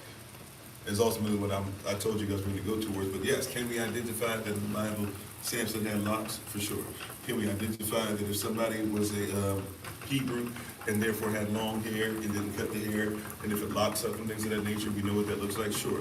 Can we identify that the children of Israel, whether we're talking about Moses being married into Cush, whether we're talking about Joseph being married into Kemet, whether we're talking about, excuse me, Kemet and Cush being married into Solomon, whether we're talking about the, whether we're talking about the, excuse me, whether we're talking about what Yehashua looked like, and he still looks so close to Kemet, right? Who we're family with, so close to Kemet that he was hidden there.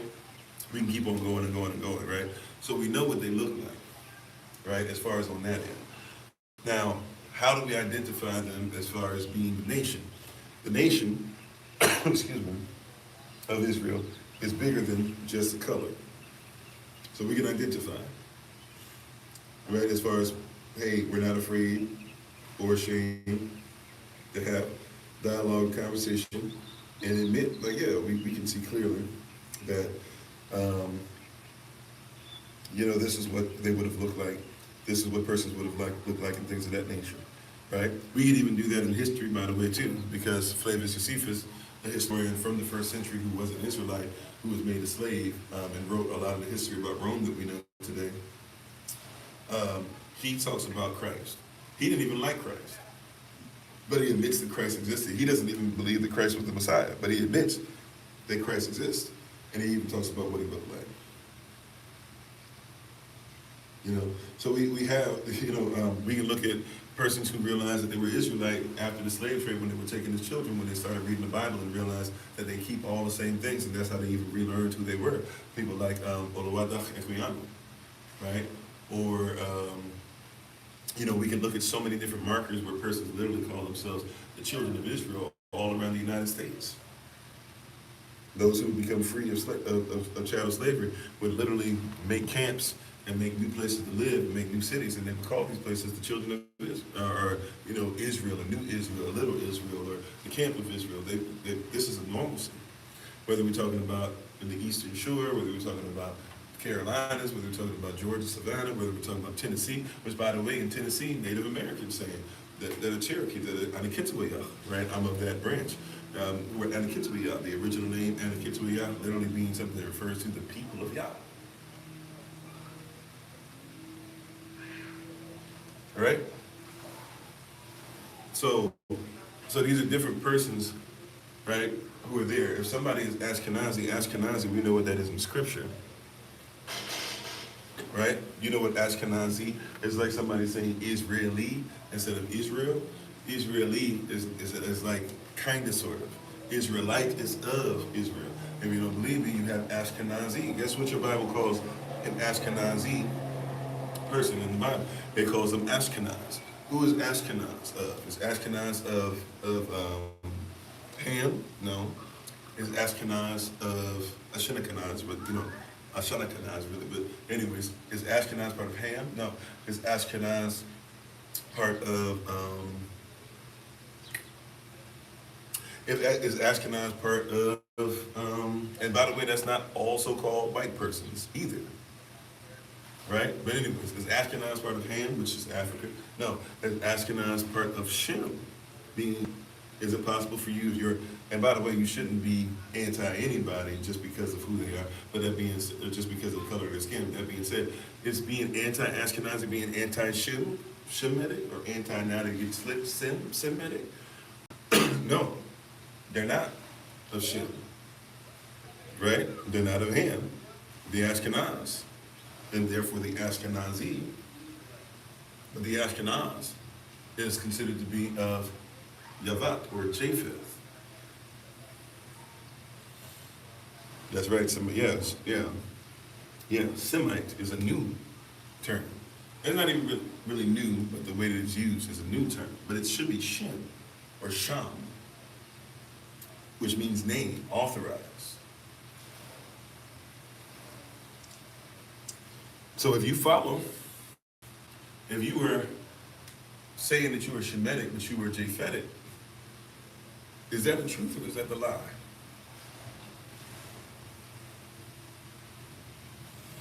Yeah, how you doing, Sister Beverly?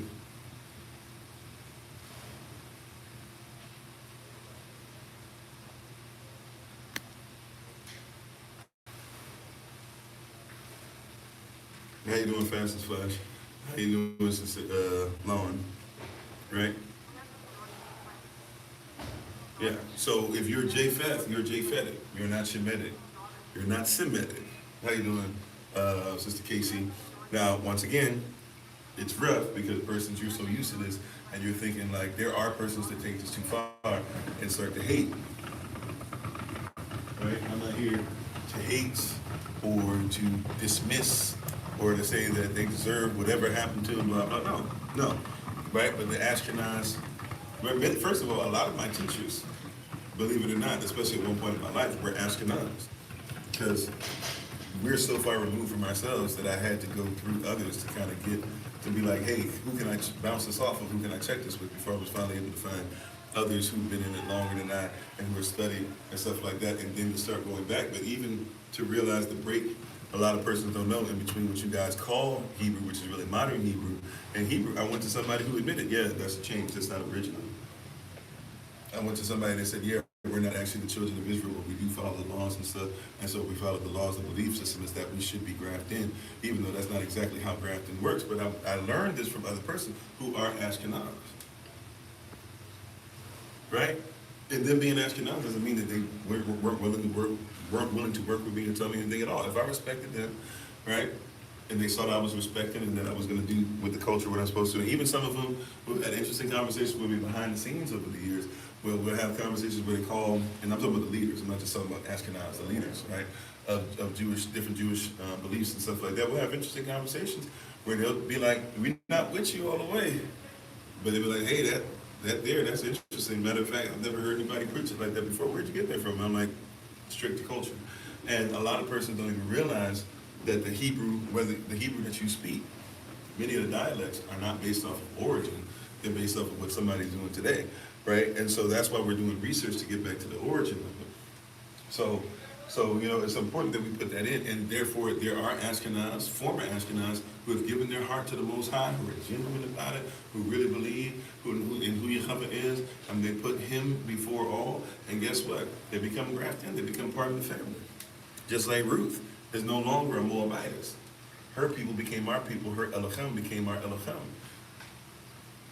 And with her and Boaz coming together, you get Christ in that lineage. Right?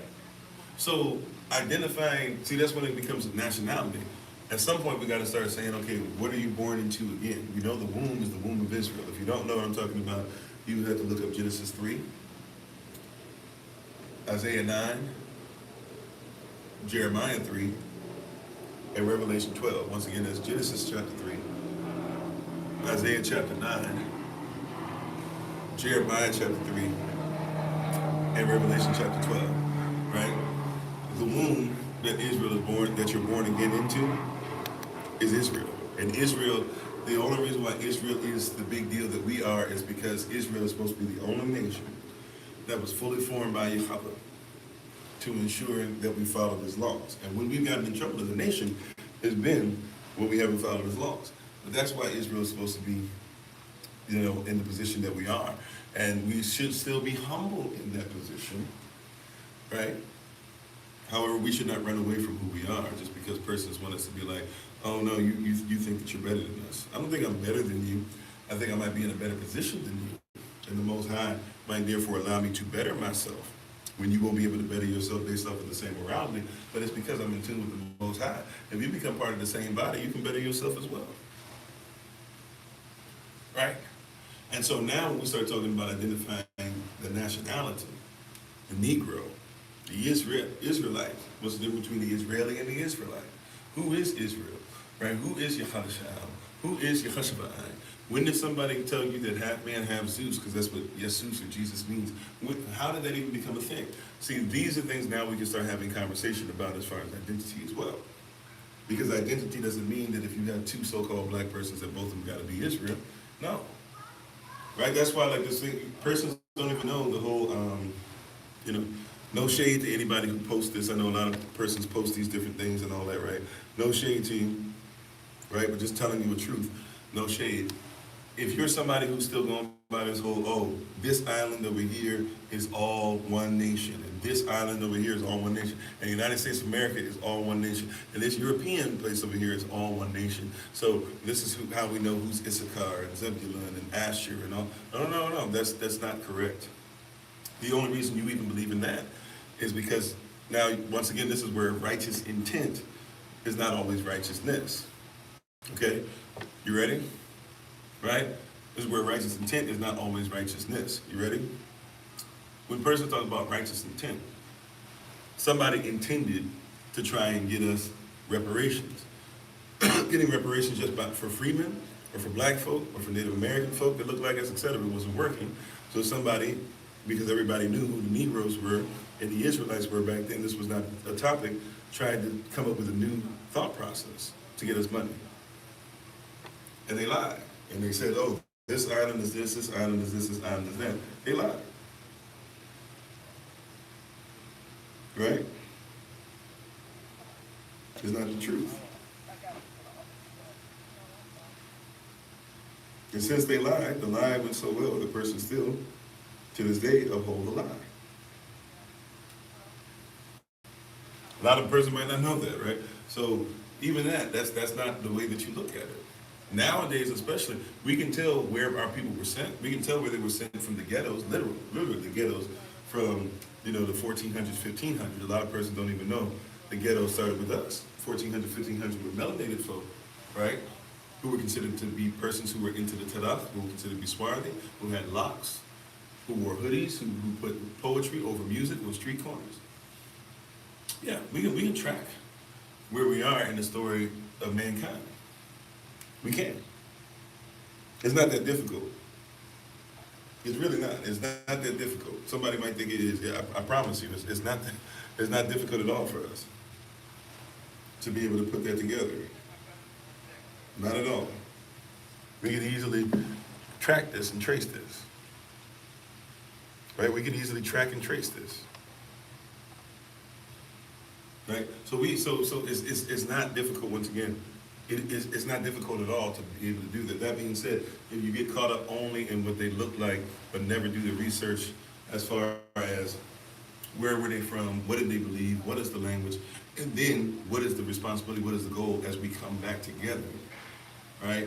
That's when we have to have a deeper conversation. And so now at this point, to be honest, how does one tell? Right? Yeah, even in Spain, Portugal, places like that, right? Mediterranean. So how do we tell now more than ever? We can tell by what? By your obedience. Obedience to the law, because not even all Israel is Israel. Paul said that. Right? Not all Israel did what they were supposed to. We just learned about that in Leviticus today, where somebody got stoned because they were disobeying the laws. Right? So it runs deeper than just, oh, this person was a certain color, right? Or even just your bloodline and DNA. You have to be obedient as well. Because that's how nations work. Just because you're born, now the United States is not a nation, it's a corporation, right? If you don't know that, just look up United States Code, you'll find that out for yourself. Right? That being said though, even with that being the case, let's just say the United States is a country, just because some of you might not even know what I'm talking about. Let's just, for the sake of further conversation, let's say the United States is in fact, a continent, or a country, right? Okay, cool. So in this country, called the United States Corporation, right? In this country called the United States Corporation,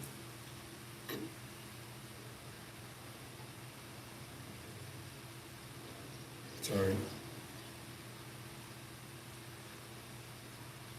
So in this place called the United States Corporation,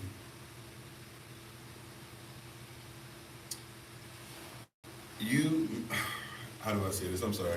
I'm trying to do two things at the same time. It's not working out too well. But you will find that if you're only looking for things and you say somebody's part of this country or whatever, if somebody in this country decides that they're going to go ahead and break the law, right? Can that person have their rights stripped from them? Yes. If somebody within the country who's born in the United States, if they decide that all of a sudden they're going to go on a serial type of spring where they're taking the lives of many, doesn't mean that hey, just because you were born in the United States, you should be allowed to do whatever you want. No, you still have to obey the law, is ultimately what I'm trying to get across. And many persons want to be as disobedient as possible, right? And still somehow get what you call yourself a fellow heir to, right? And that's one of the reasons why the conversation about what does Israel look like is difficult, because Israel looks like those who follow the law of Israel, who are part of the nation of Israel. And even technically, you should be okay with, well, put it like this, some persons really aren't gonna like this whole thing as far as what y'all really mean, what does Israel look like? A lot of persons, I won't say you guys in particular, what a lot of us mean when we ask, at least from what I've seen, when I get asked, and when I see others get asked, what does Israel look like, is us trying to be like, hey, how black should we be, and how many so-called white persons should we allow in? Or anybody, should we allow Asians in? Should we allow this in? Should we allow that in? Right, a lot of y'all, like Spanish persons more, so we allow them in, or the ones that are willing to do whatever. It's kind of become more Afro-Centric. By the way, I'm not saying they can't be, or really not even Spanish, right? So-called Latino, Latina. Some of y'all want to do the whole Latina thing. That's not really my bag. But, all these different things or whatever. A lot of persons are out of pocket and not realizing, what's going on, and where this foolishness and where this craziness is coming from. But you said the Savior also called folks with demons to demonize places, to cast them out and show his power on even cursed ground. Okay.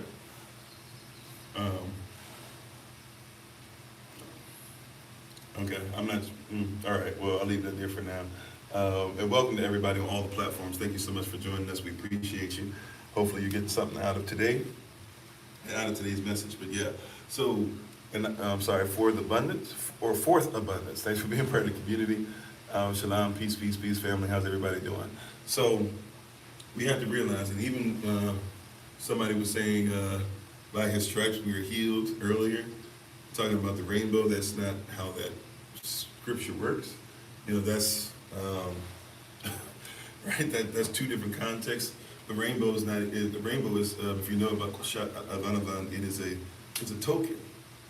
It's an act, right? It's a token.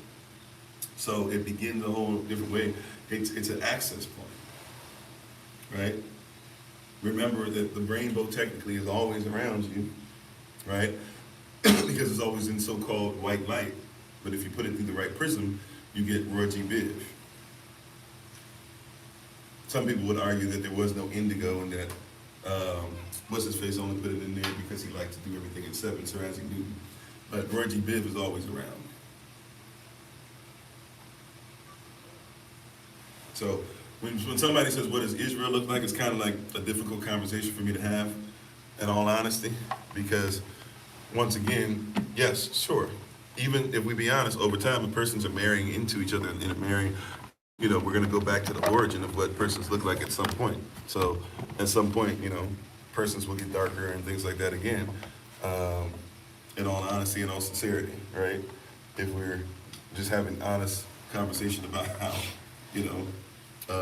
Mendelin, right? Is it Mendelin? What was the name of that guy who made the quadrants, the 4 quadrants? Whatever his name is. If we're being honest about, science, the science of things, yes, we will eventually, no matter what, kind of look, like the same people, because you are the same people, right? But, sorry. That being said, though, it's bigger than just, hey, what do you look like? If that makes sense. Yes, by his stripes we are healed. The tree of nations in Revelation 22. Yeah, I'm not sure what that has to do. So, right? So you're saying, I don't know, are you saying, I'm not even sure what to do with that. I'm gonna be honest with you. I'm not trying to be mean. I'm not sure what to do with that. Right?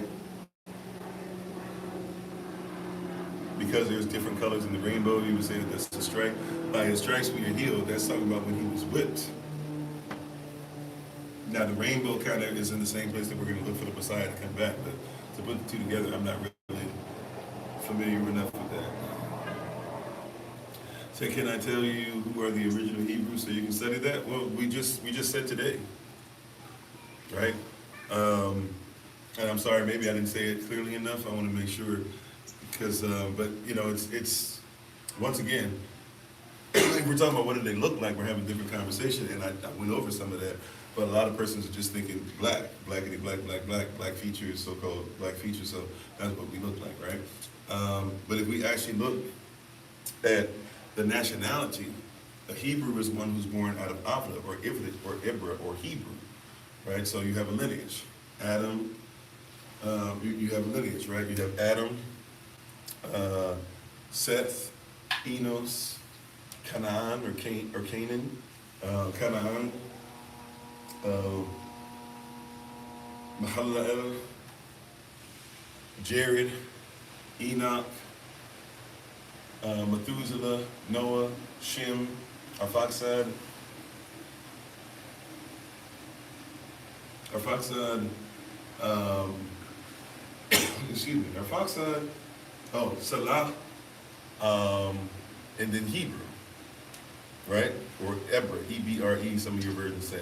Some of you might have versions that are a dialect of Alpha that says Ivrit, I-V-R-I-T. But that's, so anybody born of Hebrew are Hebrews, right? So not every Israelite is a Hebrew, but not all Hebrews are Israelites, right? So Hebrew Israelite is kind of redundant in a certain degree, but it's somebody trying to put emphasis on, we are the children of Israel, we are Hebrews, we speak Hebrew, but we speak Hebrew because we are Hebrews' children. And with the language that Hebrew spoke is, according to Scripture, the language of all creation.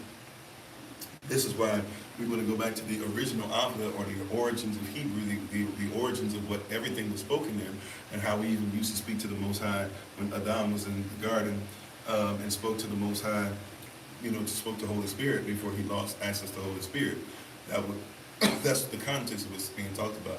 So anybody who's of Hebrew right? Anybody who comes out of Hebrews lineage is a Hebrew, but not all Hebrews are Israelites, right? Is Yahweh Hebrew? Is Yahweh Avra? Yes, it is, right? This is the original. Babakashan. Yeah, it's the original. So that's why we're teaching that and trying to get that together. It was never lost to us. It's something that persons weren't doing. But Hebrew just means anybody born out of Hebrew, right? Israel means if you're Israelite, you're born out of Israel, right? The Israeli is the appropriation of the Israelites. Right, going back to that Ashkenazi thing and the conversation, everything we were talking about earlier. Hopefully that makes sense. Let's keep on going. Who did I miss? Who did I miss?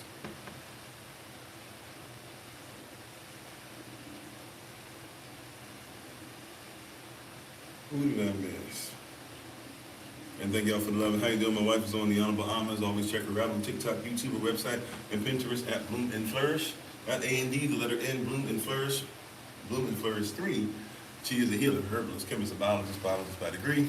Tada, Aisha, thank you for all that you do in front of and behind the scenes and helping me to run things and run myself. If it wasn't for my wife, I'd be all over the place. All right, let's see. And it's our pleasure, Cherry, yeah, let's see. Somebody. I missed somebody. I apologize. I was going to say thank you to somebody for being on with us, and I missed you. I apologize. Hopefully everybody on all platforms, that we very much so appreciate you. We honor your presence today. We're finishing up our second of 2 days in a row of Q&A. We do it every other Thursday and Friday, so prayerfully you'll be able to ask away, ask whatever questions you like, and we'll do our best to answer. And thank you for that, moderators. I see you. Thank you, Elder Tim, for promoting. Is it Queen OCE?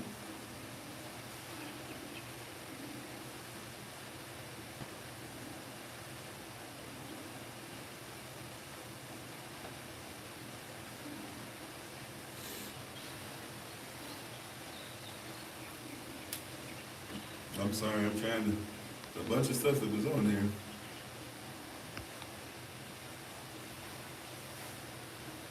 Thank you, Coach, for Prospect. To the Jedediah, all right, already off the screen. Thank you, moderators. Yeah. Said, of course, we are fallible. I would rather what I say makes you dig into the Bible to prove you wrong and find the truth for yourself. I didn't prove you wrong, and we did dig into the Bible. By your stripes, by his stripes we are healed is not saying that his stripes are the rainbow. The rainbow is a token. If you even know how to break down what at is, at can be the beginning of a sentence and things like that, but also things as well. Yeah. So we gotta get into those things and make sure. So, but yes. So any other questions, comments, or concerns? I feel like I missed one. I can't recall what it is. How long are we fasting? So we were doing a fast up until the Feast of Trumpets. We might do something just for the few days in between Day of Atonement. I think what we were saying was that, trying to do your own thing was up until the Feast of Trumpets, and then after that, probably starting, the day after, or the day, probably a few days. But we were saying, maybe try to have less sugar in your diet, or less soda, or things of that nature. Preparing ourselves, getting ourselves clean, and things of that nature. That's what we were focused in on. And I was saying, so some persons did that up until the Feast of Trumpets. We may or may not. It depends on time. I don't know if we really even have enough time to kind of bring it together. We might be able to. We'll see. Next week we're going to have a meeting anyways with everybody in the ministerial staff.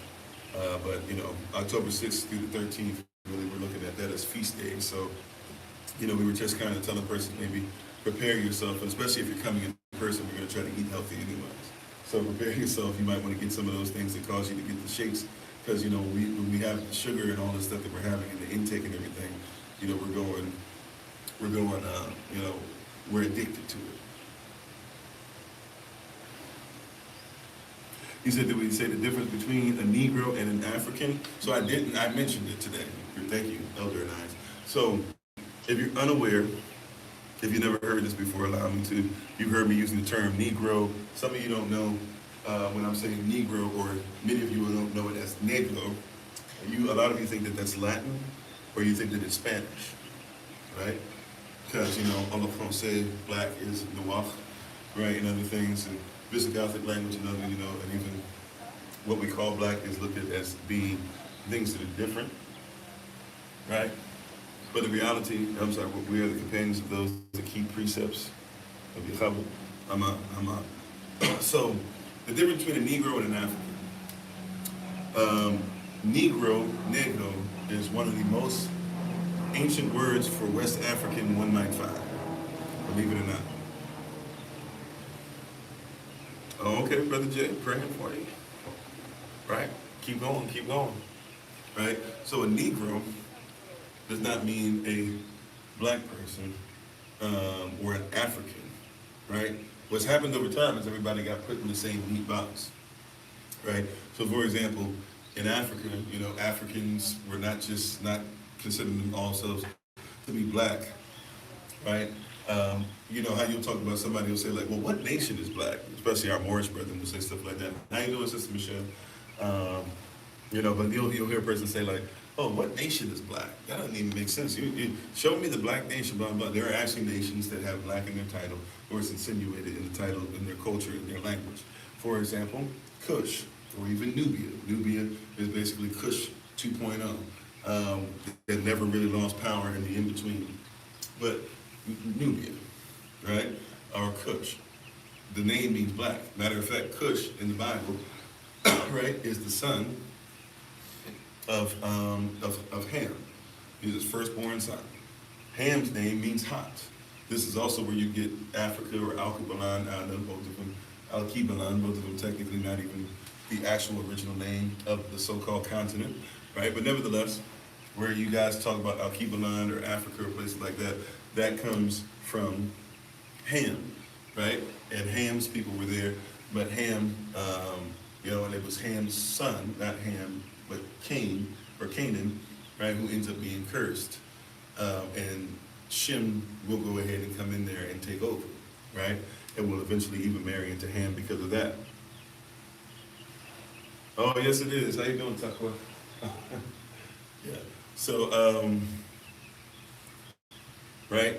So, in all these different things that are going on, we don't recognize and realize, right, that there's different people, right? So, Ham is a people, Cush is a people, Kemet is a people, Cush. And so Ham means hot or can handle the heat because he's melanated. And Noah names his son that due to the fact that Noah himself is not as melanated and his father didn't accept him. So Noah takes pride in Ham's appearance, not just because he's black, but because he wasn't accepted because he wasn't black enough, so to speak, right? You have Cush, and thank you, by the way, to the person that helped us to be able to get this spot. You know who you be, right?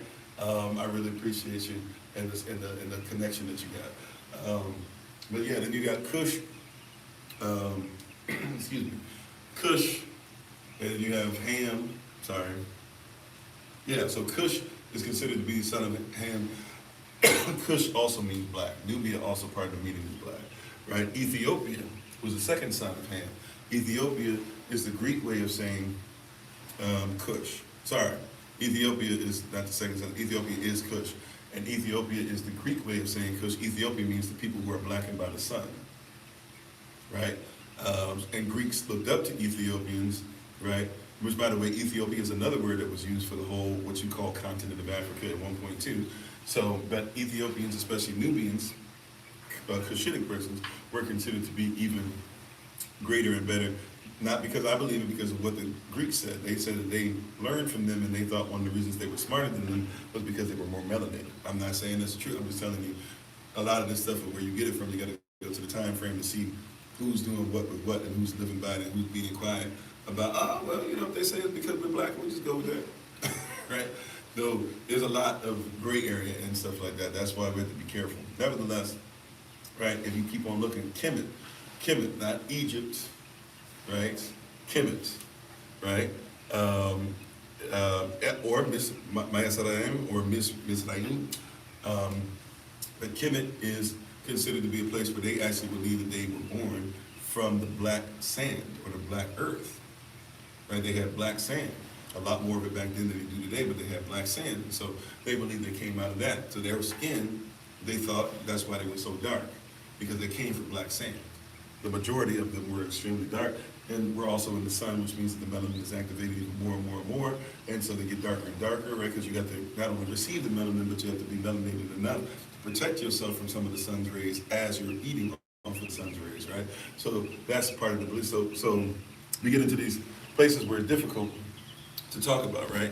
But just know that even what you call why do you call Africa Africa? Because there was a group that was defeated by some Greeks, and when this group's name was Africa, right? So when the Africans, which wasn't the whole continent, but as far as they were concerned, if we defeat the Africans, we defeat the whole continent. So we have a cat in history, a Greek guy and a Roman guy even, that go by names like Scipius Africanus, right? So, and that's because Scipius defeated the Africans, and therefore he gets this title, Scipius Africanus. So, there's a lot of different stuff when it comes to different nations, stuff like that. So when somebody says, what's the same kind of thing, when somebody says, what's the difference between a Negro and an African? A lot of persons don't recognize that a Negro is not considered to be an African, nor was he ever, as far as a Negro is not considered to be the same as Ashanti, or not to be considered the same thing as Shwit, or not considered to be the same thing as Ledon, or not considered the same thing as Kosa, or not considered the same thing as Yoruba, etc. Right? So when you say negro or negro, it's not a Spanish word that means black. The only reason why that word traveled up that far is because persons forget that Carthaginians were up there for 1,000 plus years, and for 700 plus years you had Moors after that, right? So the way that Africans were called, that were Negroes from specific West African places, they were traveling up and down, North Africa traveling up and down, and there was a difference between the Negro and the African. And Negroes began to become something that was synonymous with those who were Israel, who were also African, right, who had traveled in certain places. They were known as Negro because the same belief systems that they had in Europe, these so-called black persons, Negroes, had the same belief system that they were finding that persons down in West Africa had, right? And so they started calling them Negroes. So the first persons they went after in the Spanish Inquisition, when they started enslaving persons just because of them being Negro, first place that they went was looking for Negroes. These Negroes were persons who we call today Israel, or Yehudi, even some of you call them Yehudiye, which is Yehavada, which is Judah. Right? These persons considered themselves to be Judah. They made a law in the 1550s that said you can't call them Judah anymore. Right? So that's what happened there. So the Negro used to always be considered to be the African. Once chattel slavery hits, and they didn't want any Negroes to have a lawful, any kind of lawful connection or anything that could win in court to say they should be able to get their land and their holdings back, well then you start saying that you can't call anybody Negro, and then after years, kind of like the N-I-G-G, you know what word, where there's actually Nigers and Nigers and Negus and Negus, right, that are in Africa meaning royalty. You couldn't call us that, but then all of a sudden after years, you start hearing people jokingly call us the N-word, but they say it differently than we, did back then, which some of you still say it today. But that was from something that was there. That word was something we referred to ourselves as royalty. To make fun of us, they started calling us that, and over time, it lost any type of thought process as far as it being royalty. So that's why I'll never be a real N-word, but a real Negus or Negus or Niger or Niger. Yeah, okay. A lot of persons don't know that was how we thought about, that was a word that we used for ourselves. Right? That was something that we used for ourselves, talking about who we were. So that was part of how we recognized nations, and some of them called themselves Niger this or Negus this or whatever. That actually is talking about the royalty of these persons who are melanated.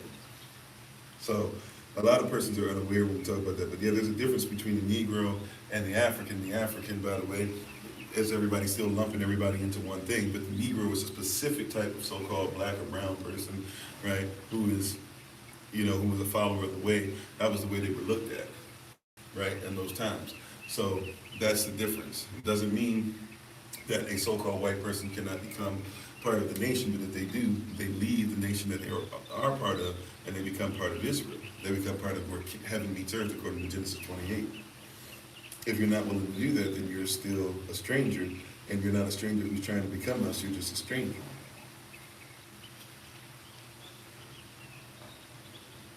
Right?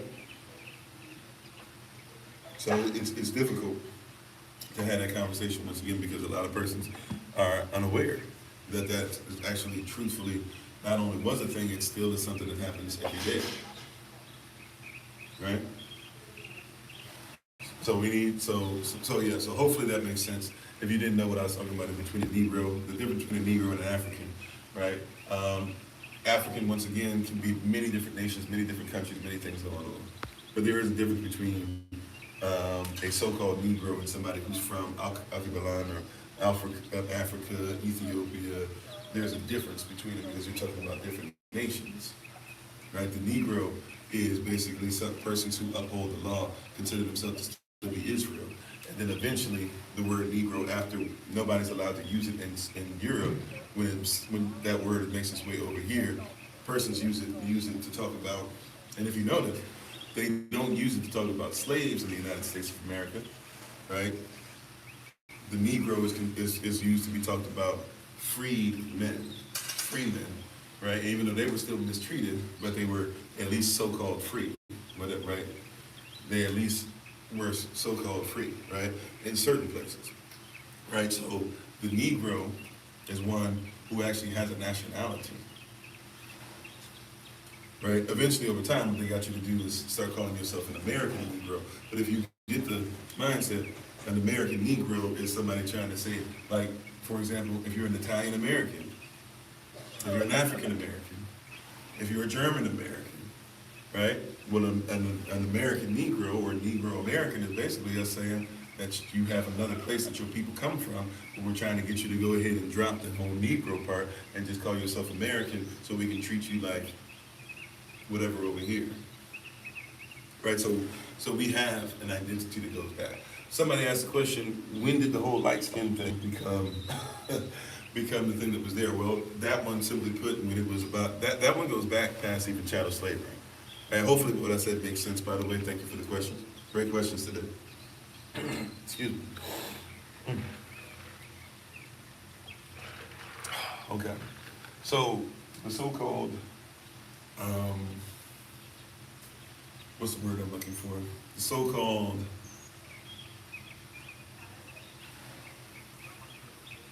what am I looking for? I'm sorry. So what we're doing? Oh, why is it that light skin is better or whatever? How did that become a thing? If you're talking about light skin, dark skin, when we're talking about even going back past chattel slavery, it's obvious, especially with stuff like the Willie newsletter that pretty much puts everything out there that you'll ever need to think about concerning that. But it's something that even goes back way past that. You have to realize even in Greece, as we've proven, when we talked about King Leonidas, when we talked about the Ptolemaic Empire, when we talk about Cleopatra, when we talk about those who believed that there were differences in how dark one was, and famous persons like Socrates and Plato or Plato and all these persons, right? We comprehend and we recognize that persons come in different colors. They have different things. Even if one is black, you can be black with so-called coarse hair, or you can be somebody who's so-called black with so-called straight hair, and different things. You can be so-called black with somebody with so-called blue eyes. Because you guys know, even with eye color, right? The only reason why persons have different eye color is literally lack of melanin or more melanin, right? Not even trying to say it makes you better or worse. Just literally like if somebody has blue or green eyes, right? Scientifically, all that's really going on is that the person has less melanin. So when you look in their eyes, you see different things. You even notice, right, when you look in some person's eyes, it seems like the color changes, right? It depends on what's going on with the amount of melanin and stuff and what you're seeing through. Ultimately, right? If you're looking at the sun is looking at what's there reflecting. And unlike, well, I won't even say unlike the skin, you have melanin in your skin, but you're not really having a bunch of reflective stuff off your skin, right? But you see a lot of reflection off of the eye. So you'll see the most centered place where you need the most sight is where you get the black, right? The extremely dark part over and over again, right? You get that there, and then you'll see around that you have another color, right? And that's that's how you see, right? You see the world in color. I'm not trying to say color is everything. I'm just trying to be honest, right? We're created to see the earth in color. Matter of fact, if you don't see the earth in color, colorblind doesn't make you a bad person, but we would admit that you might have some handicaps that come with you not being able to see color, right? So there's certain things that one, needs to be able to see color and to be able to survive as part of your sight. It's not the only thing, obviously, but it helps. It even will help you to be able to see certain shapes and shades. For example, a lot of persons don't know, why is it that the tiger, right? Now, if you ever see the tiger in the jungle, it disappears real easy anyways, but if you ever look at it through the prism of, at least so scientists say, if you ever look at it through the prism of a deer that's in India around the place that tigers hunt, you'll discover that they can't see but certain colors. So they're blind to orange. So a tiger doesn't even have to be behind the tree. Have you ever thought about it? Like, you ever seen a thing where you're seeing like a tiger creep up on an animal, and it seems like the animal should be able to look and straight up see the tiger. Like the tiger's right, like literally, like tiger's not even that far. How does the animal not see it? How are they not running for their life? But the reality is that the tiger, that the animal's blind to that color. So that's one of the reasons. So the tiger can easily get to that prey, right? Because they can't see the orange.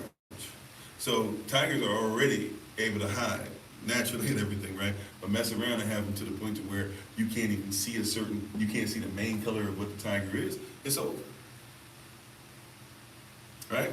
It's over, like game over, right? And the tiger, as big as it is, as fast as it is, as powerful as it is, as swift as it is, it still needs some of those things just to have a little bit of an advantage, just to get close enough, because the prey usually always has the advantage over the predator as far as, speed, quickness, maneuverability, etc. Right? But I'm saying all that to say that melanin is important, right?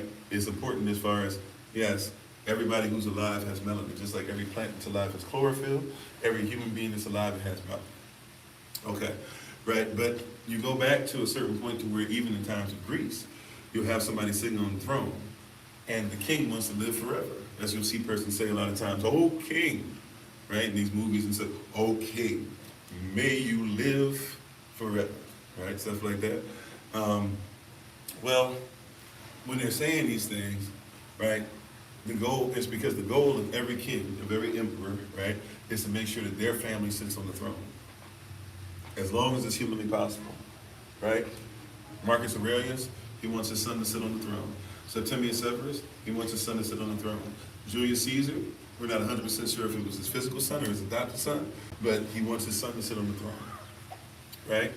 King Henry, he had 2 older daughters. What does he want? He wants his son to sit on the throne, then his daughter sit on the throne after, right? Your goal is to try to have the power in your house as much as possible, to the point to where, if we be honest, right? Have you guys ever seen, there's like a picture from the early 1900s, I believe, of 8 kings, I think it is.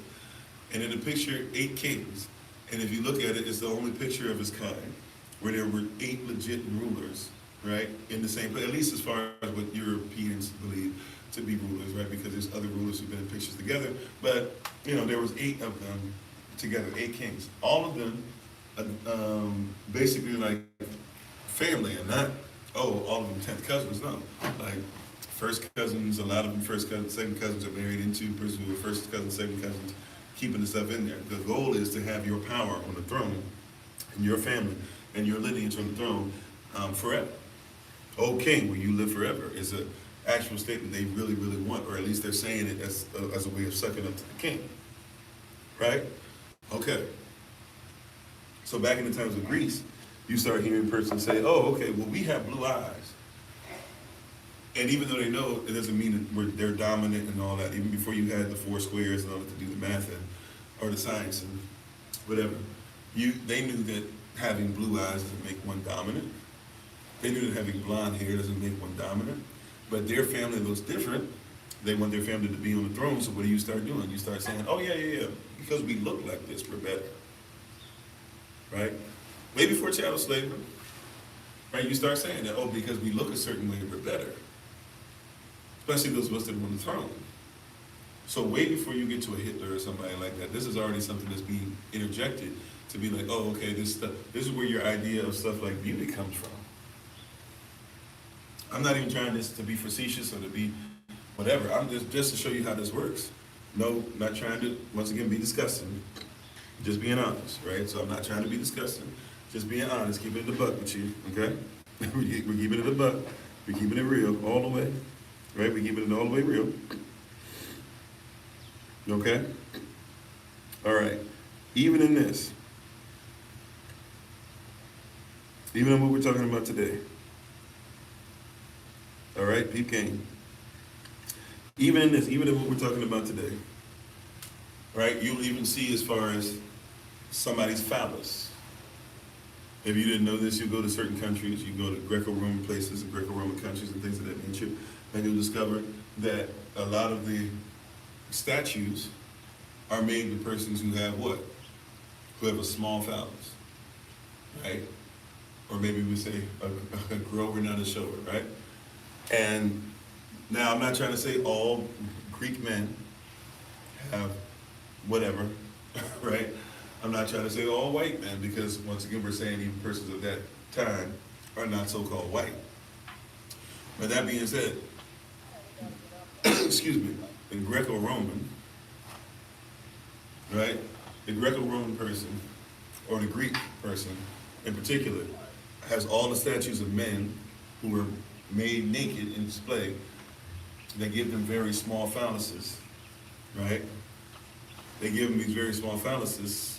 They give them this very small ones because that was supposed to be modesty. Why? It was supposed to be a way of looking better than everybody else. Why? Because if you have rulership and leadership, and they say, right, that everything about them is the best, then you say that whatever they have is the best, and they put that in there to every different way, right? So much, let's go off of them, because that's kind of disgusting if we stay on that, and I don't want to stay on that too long. It's just an example. That being said, if you would look at even North Korea, and forgive me, I forget what his name is, but the guy in North Korea right now who's leading, right, and who has his daughter ready to be the next person up, more than likely. Kim Jong-un, is it? Right, is he whichever Kim Jong he is. You know, they had persons believing for a while, or at least had persons reciting for a while, that he didn't even use the bathroom. He was so perfect, he was this alien, he was this, and he had no need even to use the toilet, so he didn't have a sphincter. That's what they taught him.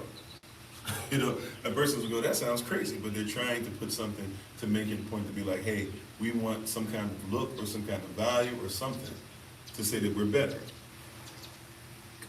Right? To say that something about us looks better, is better, right? He gets a haircut just like his father had. Why? Because persons really like his grandfather. His father, not even so much. They really like his grandfather, but he gets a haircut of his father because his father put him up to be the leader. When he put him up to be the leader, he was really young, and in North Korea, they had been told, well, because of his father, they had been told, you want persons in your life that are older to run the country, but now you got this young boy. So he had to start acting like his father, and then started trying to act like his grandfather, and persons started saying, oh, okay, cool, because somebody puts a rhetoric in, it tells you that this is what we live by, this is who should be our leader. All right, all those things being said, in the same manner, right, even before chattel slavery was already proven, but definitely by the time we get to chattel slavery, and when I say chattel slavery, I'm not talking about 1600s, we're talking about 1300s, 1400s. I'm talking about Europe already dabbling in chattel slavery, even if they weren't doing it in the United States of America, although we know that there were boats that were coming here already, right? We know that before the 1600s, there were already persons who had been enslaved that were Native Americans and had been brought back to England and had been brought back to Portugal, okay? So I'm dealing with a different timeline. That being said, if you want to just think of chattel slavery as 1600s, take your pick. What I'm here to tell you though is when you get to that place, yes, we get to a certain point that you have to start saying that so-called, because that's what it's based off of, color at that point. For the first time, it's based off of color, and because of your color, you're not supposed to ever get to a place of actually obtaining true freedom. Right? How you doing, Katura Foreman? Thanks for being on. Right? So by this time, you're getting to a place where you're not really supposed to ever actually achieve.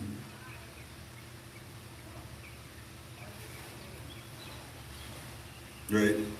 You're not getting to a place where you want them to actually achieve, and they're not supposed to. They're supposed to be on the bottom according to the system.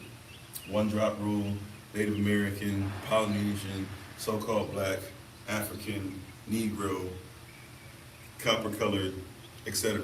Your goal is to try and remove what belongs to them, fill them with contempt for themselves, and have the system based off of their scorn and the proud. Those who make it to a certain level, they should make sure that they did so off of the scorn of others, or making persons feel like they're absolutely nothing. Right? That's the mindset. That's the thought process. Right? So this is where a lot of persons are. Right? And thank y'all for the love. I appreciate it. That's where a lot of persons are in this walk and in this talk. That's where a lot of persons are thinking from. This is the mindset that a lot of us are still carrying. Is this type of oppressive, vindictive, unforgiving mindset that has caused us to be stuck in the same place for generations now. And it's time for us to come out of that curse. So when we talk about the so-called light skin versus dark skin, that's something that was planned in. And you have to make sure that persons, if you say that white is the standard, and that automatically, right, as far as through eugenics and white man's burden and the lost cause rhetoric and doctrine of discovery and manifest destiny, things of that nature, if that's what everything's based off of, then if white is the standard, then it also means if somebody's lighter, then they should be closer to the standard. You see, that's what the belief was, right? I'm not saying that that's where everybody is. The shoe fits squared if it doesn't take it off. But what I'm saying is that if you believe something as trivial as being white, which once again, white is not a color. There can't be a such thing as a white person when white is not a color. White means bright, clear, see-through, bright, but it's not a color. Right? White light is bright light, but it's considered to be so bright you can't see the color. Right? Roy G. Biv is inside of so-called white light. Roy G. Biv is always around, you just can't see it unless you have the proper prism, or even the water around you has caused the proper prism to show. Right? So so-called white, black, all this stuff is something that is designed to have you be part of an artificial system and not trust the Most High in his natural or nature way, that you might have proper gaze as far as what you're supposed to look at like, or what you're supposed to look like through the eyes of Yahweh, even the eyes of your own family through yourself. Right? But there's no such thing as a so-called white person, because a so-called white person would have no color at all, or would be so bright that you couldn't see their color, or would be see-through, or be opaque, would be clear.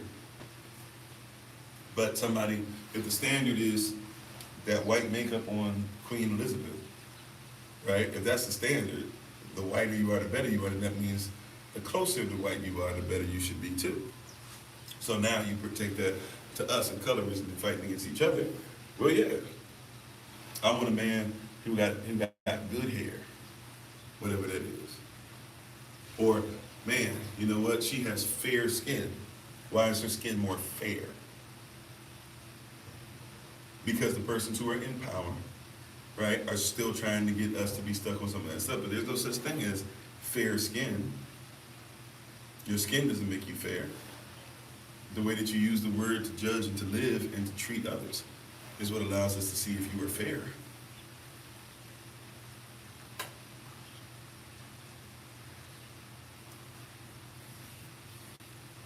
Right? So it's a cultural way of looking at it. So yeah, a lot of persons, when you talk about light skin versus dark skin, and even some, there's light skin in our community that are looked down upon and treated bad by dark skin. There's dark skin in our communities that are looked down upon because they're not light skinned enough. For real, for a person who don't like to admit this, if you look at some of these churches are light skinned and dark skinned churches. We keep it a buck. I've been to something where you like, dang, everybody in here light skinned, everybody in here is dark, right? I've been to something where literally it would be next door, and you see light skinned church here, dark skinned church here. We play one Sunday over here, light skinned, we come over here the next Sunday, and dark skinned. That's right, we're looking at the character, righteous character. He said this is always a serious subject matter instead of focusing on being holy. Yeah, right? So the goal should be to be whole, to be one, to be whole, right? To be Allah, to be olive, and to not go back and forth over something as trivial as color. Now, I'm not saying it's trivial because color doesn't matter, because obviously Yahweh in his wisdom, right? We believe in his wisdom, created different color for different reasons. Also though, all things work together for Tabah.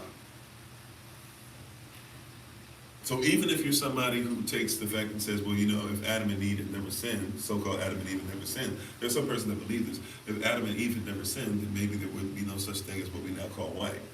Even if you believe that, he still works out all things together for Tabah. Somebody can't help the fact that they turned out to be whatever color they are. That's not their choice. Right?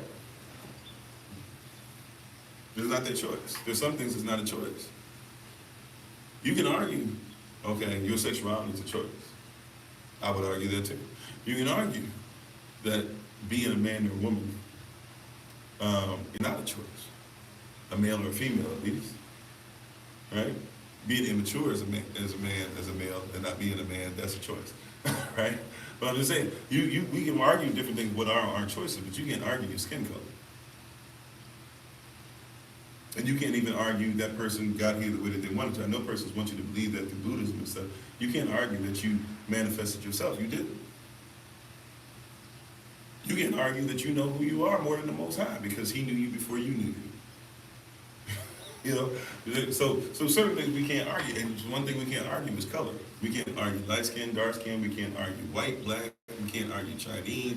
We can't argue Mandarin. We can't argue, Kosa. We can't argue Grenada or Granada.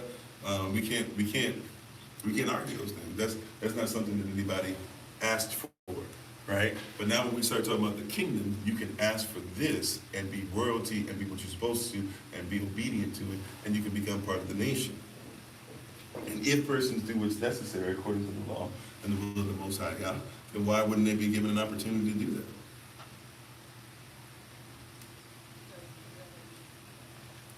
You catch that? Why would they not be given an opportunity, especially when the word says that that's what is supposed to happen?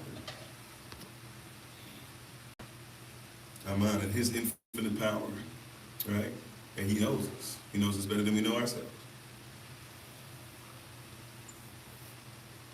So yeah, so we have to be in position to be able to comprehend, understand, and be ready for all these different things that Yahweh has for us. And prayerfully, we're ready to do exactly what his word and his will says in that. But that's why you have the light skin versus dark skin thing, is because persons that were in charge, right, and started giving certain attributes and things like that. By the time you get to where persons are way far, like it's already been embedded. It's already slowly crept in over time. So by the time you get to not only chattel slavery, but even you get to an extreme version of it, as far as the Nazi, right? The SS. Once you get to the SS, once you get to Hitler, this has been something that persons have been using for a long time, to the point to where Hitler, who's not even blonde-haired or blue-eyed, he was brown-eyed, brown-haired, he was actually a Jew or Jewish, right? And right, he actually offed one of his, I think it was his aunt or his cousin. It was a female, one of the two. Or maybe multiple. I think he was multiple persons in his family, but there's one specific instance of like it was his aunt or something, and to make sure that nothing got back to him, he had her off. But all he had to do was make so-called persons with blonde hair and blue eyes feel like they were everything, and they would look past the fact that this is a Jewish, brown-haired, brown-eyed, no offense, because he can't help his medical condition, but his testicles didn't necessarily work correctly, mistreated women, going around with somebody extremely underage, all these different things we talk about at the end of his life, but he's asked to save Germans by simply surrendering. He says, I don't care what happens to them. This is the type of person that even though they say he's the paragon of virtue, by their own standard, he's nothing. Right? By their own standard, he's not what he's saying he is. By his own standard, he doesn't deserve life. Not by ours, but by his. But once you have that rhetoric so much, this is how you can have some of us as so-called black persons who today, like a Candace Owens or somebody that ilk, who today will, or those twins, those twins who legit, who is also too fresh and fit, especially Fit, I think it was, who has been saying that he wants the United States of America to remain majority white, and if it ever wasn't, then he would leave. And the two twins that are muscular that came and they literally tried to placate or tried to suck up to this dude who was KKK and said that he hates black people and can't wait till black people basically die and leave his country. And these two burly so-called black men write him a whole thing, pandering, talking about, well, can you at least leave space for us? Technically, we're like 40% German. And the guy says, oh man, you guys are legends. But no, right? In other words, but they see themselves and they see so-called whiteness as that because it's been something that was put in place, not just only, even for chattel slavery, these certain characteristics have been put in place for so long, that person's have begun to believe, oh yeah, blonde hair, blue-eyed, must be a Greek in the Greek pantheon because the Greek kings of their day, right, the Greek leadership of their day, the Greek Senate, the Roman leaders and everything, they kept saying, blonde hair and blue eyes makes us better, even if they had to walk around with blonde wigs, right? But they walked around to make sure that everybody thought that they were great. Because everybody said from a long time ago, some of the Greeks started saying the reason they're better is because of the way that they look. Right? So that's how a big part of it came out. That being said, it is 11 a.m. New York time. Hey Benjamin, how you doing?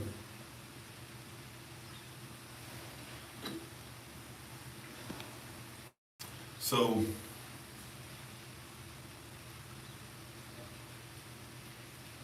you said they truly hate and they know why? Some of them do. There's some persons that don't know why this has been put in, just their father and their father before them hates it, and then they learn how to do statistics. I'm gonna do this, I know that our Q&A session is pretty much finished. That being said, if you would allow, I've said this before, but I'm gonna try to say it again and slow it down a little bit this time. Maybe give me like 5 to 10 more minutes, and then I don't have anything else for today. Thank you guys for being on, and thank you for your prayers and everything concerning our health and everything. We appreciate you all. But I'm gonna just say, I'm gonna say it like this real quick. A lot of persons are unaware that this is the way this stuff works, but I'm gonna say it like this. A lot of persons don't use proper scientific notation, or not scientific notation is not the way to say it. A lot of persons don't do scientific experimentation correctly, right? Scientific experimentation correctly. I didn't say nobody knows how to do, nobody does scientific experiments. Nobody does scientific experimentation, at least almost nobody anymore. Because what happens is, and if you did a scientific experiment, those of you who recall from high school, right? If you recall from high school, this is something that will help you and bless you in your everyday walk. Think like this and not like the second way that we're going to discuss. The way one should think if they're trying to catch any truth, especially if we're just talking about what they taught us, as far as what's fair in science. If you want to just say, anything else is hyper theoretical. If I want to know what's actually going on, I can make a bold statement. They don't call it a bold statement, though. They call it a hypothesis. Hypothesis. Now remember, if you were hyperglycemic, right, then you live above the standard. If you are hypoglycemic, you're living underneath the standard, right? Hyper means I'm levels above. Hypo means I'm levels beneath, okay? All right, so how hyper somebody is, it depends on how much above the standard they are. If somebody is hypo, right, it depends on how hypo, depends on where they are according to the standard, but the standard is what we use. right? So if your heartbeat is hyper, right, and the standard's supposed to be, what is it, 120 over 80? Is that correct? I believe it is. So if you got 180 over, if you got 180 over 125, that's an indication that hyper activity. If you got 75 over 60, that might, I don't know even if no, that's bad, but that being said, something is hypo, right? Matter of fact, a hypocrite, so what you call a hypocrite, is one that lives underneath the criteria. All right, so if somebody's doing proper scientific experimentation, you do something that's called, you make something that's called a hypothesis, or a hypothesis, or a hypo beneath. Humble yourself. I'm not saying this is high enough to even be the standard. I'm saying this is a hypothesis. So this is a thesis that I'm making, but it's not up to standard yet. I'm going to go through an experimentation, but right now I'm making a hypothesis. This hypothesis is me saying that I'm going to test out to see if what I think should be the standard can become it. Meanwhile, though, it's a hypothesis. It's underneath as a thesis, because right now it's not enough for me to say completely this is a thesis. I can't say this is a standard yet. So I'm going to say it's hypothesis. You catch that? Right? It's important that you catch that, right? Hypothesis. Okay, you have hypothyroidism, right? So you're talking about with the thyroid, right? Then the hypo gives it away that obviously whatever's going on in the system, the ISM, right, system, even if I don't know that much about medicine, right, I can go, okay, hypothyroidism, I know where the thyroid is, what that does, dealing with hormones. If it's hypo, then something's underneath as far as the level that the hormones should be running at, and ISM means that there's a system that's going on. Hypothyroidism, right? So so all these things that they're doing in medicine, stuff like that, they're talking about a culture, they're talking about Greco-Roman mindset, thought process, talking about a lot of Latin, etc. Okay, so great example in that. So, but if I have a hypothesis, I'm saying it's not worthy of really truly being a thesis. So I won't be disrespectful of a true thesis and mess with the mindset and tell persons, hey, live by my thesis exactly the way I say, because it's a what? It is a hypothesis. It's underneath the thesis, right? So if it's underneath the thesis, hypothesis, then I should treat it as something that needs to be tested out. Now, once I make a true hypothesis, a hypothesis goes like this. If thus and such is true, then thus and such is true. Right? That's hypothesis. Right? Hypo, underneath, not quite a thesis yet, hypothesis. If such and such is true, then such and such is true. Sounds like Deuteronomy 28. If thou wilt hearken, right? If thou wilt shema, if thou wilt hearken diligently into the voice of Yahweh Elohim, to do all these things that are commanded, right? To observe and do all the things that have been commanded to you this day, then thou shalt be set on high. Then you shall be above all nations. But only if then, right? He gives you an if then if sandwich, if bread and then meat and veggies and cheese. If you do, then I'll do. If you will do. In other words, I'm gonna do what I'm supposed to do. The onus is on you, right? So if then is a hypothesis. If thus and such is true, then thus and such is true. Right? So it's not even saying, I believe such and such is true. A true hypothesis, right? If a true hypothesis is, if this is true, then this should be true. That's hypothesis, right? I don't know yet if what I'm saying is true, because if it's true, it can't be true just within itself. It must be something else. Kind of like, if what Yahweh says is true, then when I follow it, I will get manifestation. If then. It's a hypothesis, right? Try the spirit to see if it is of Elohim, or as we say, try the spirit by the spirit.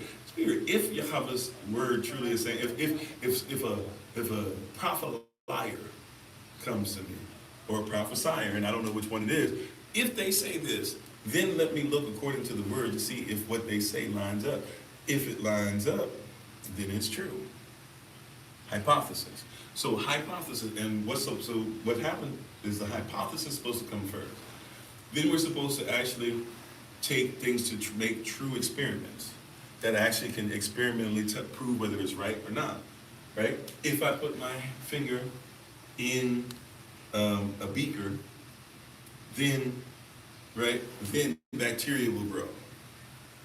So then we might take 10 beakers, or not beakers, beakers are the thing, I don't know, what do you call those things? The flat little things, beaker is the big thing you pour stuff out of, sorry. Whatever that flat disc thing is that you got the top on, and remember you did that experiment where you put your finger in and you saw the bacteria grow and everything, and people be like, dang, some of your bacteria was disgusting, right?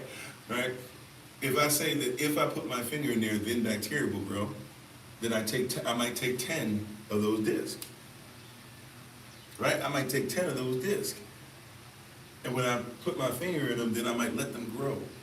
And when I have those 10 that are growing, right, then I get to see. Or if I say all the bacteria will look the same, all the bacteria will be exactly the same, et cetera, whatever the if-then, I take it and I make controls and I keep them in control. I have it separate. I have it to where nobody can trick it. If I might even have some of the control. What if some are in the light? What if some are in the dark? What if some are in the light for an hour a day? What if some are in the light half a day? What if some are in the light, but then I only keep them in darkness 5 seconds a day, right? I might keep controls, but I have to keep a certain amount, and I have to look at each one, and then across the board, I can come up with, towards the end, I will look at the results. I don't make up results. I don't think about, well, the results possibly could be this. No. I look for the results of what's been going on through the experiment, right? Petri dish, thank you, Brother Jermaine. How you doing?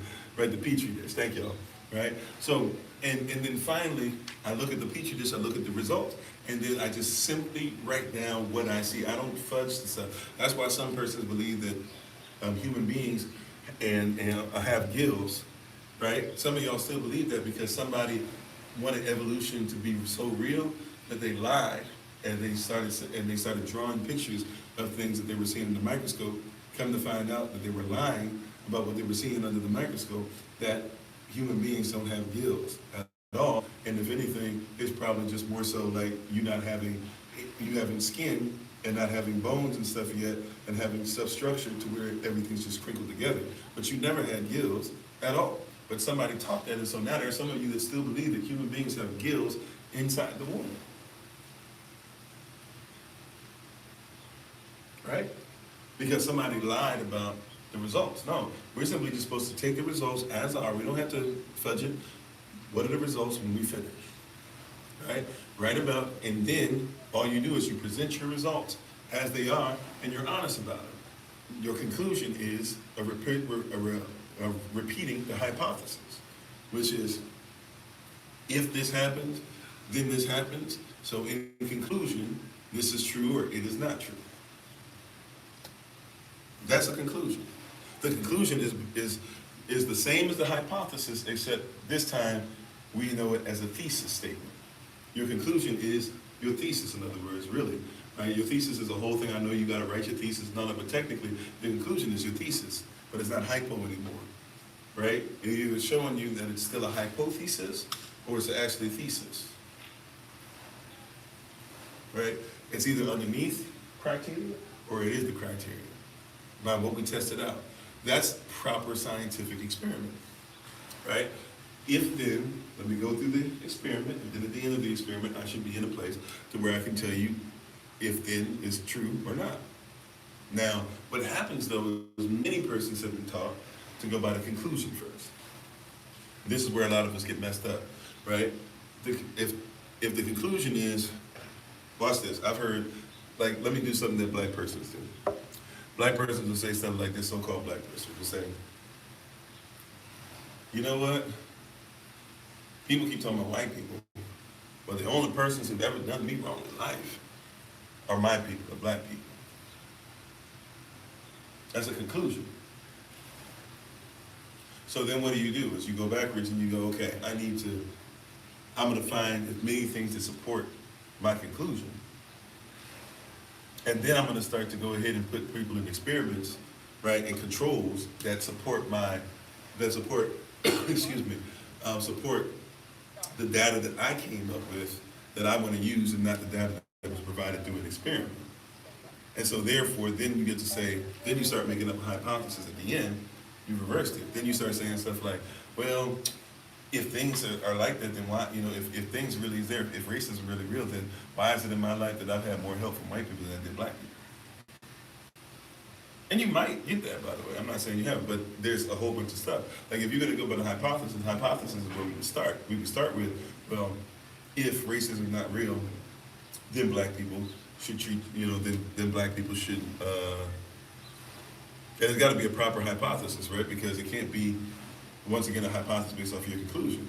So if you're saying, okay, like, it's got to be a hypothesis, something like, if racism is real, right, then only white people will, will harm me. And that's what a lot of you guys do, because we're reversing it.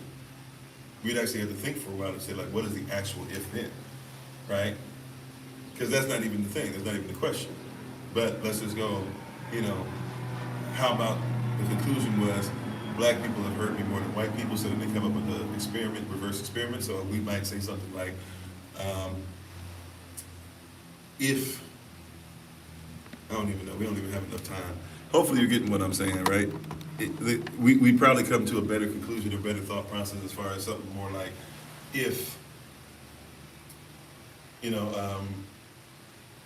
how about this? If color matters and who hurts you, then only black persons will harm you or something like that. Now, guess what we would have to do then? We'd have to look at something like this. I know it's hopefully I'm making sense still. I'm trying to make it quick. So forgive my being pausing on you. So basically, if you were going to be honest or to have an honest thing about that statement, it could be honest that you've been hurt by more black persons. We would first have to say, okay, did you grow up around one of the controls? What happens to people that are raised around black persons, no matter what color they are, right? If there's a white person raised around black persons, will they be bullied by anybody? If there's a black person raised around black persons, will they be bullied by anybody, right? If there's a white person with a bunch of gold diggers, will they be taken advantage of? If there's a black person with a bunch of gold diggers, will they be taken advantage of? If there's a white person, growing up around white people, will they get bullied? If there's a black person growing up around white people, will they be bullied?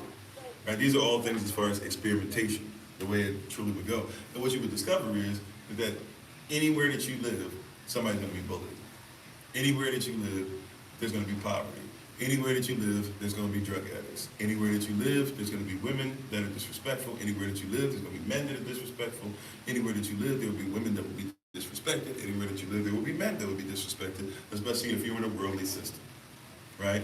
So if we actually use the controls properly off of a proper if-then hypothesis, then we get to a place where we can make a proper conclusion, which is, hey, color is not necessarily the indication of it, right?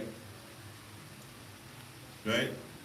So you just say that black people are worse because you've been around a lot of black people that are down. Also, too, are we going to talk about experimentation controls, like how does racism affect different people? Right? Different things like that.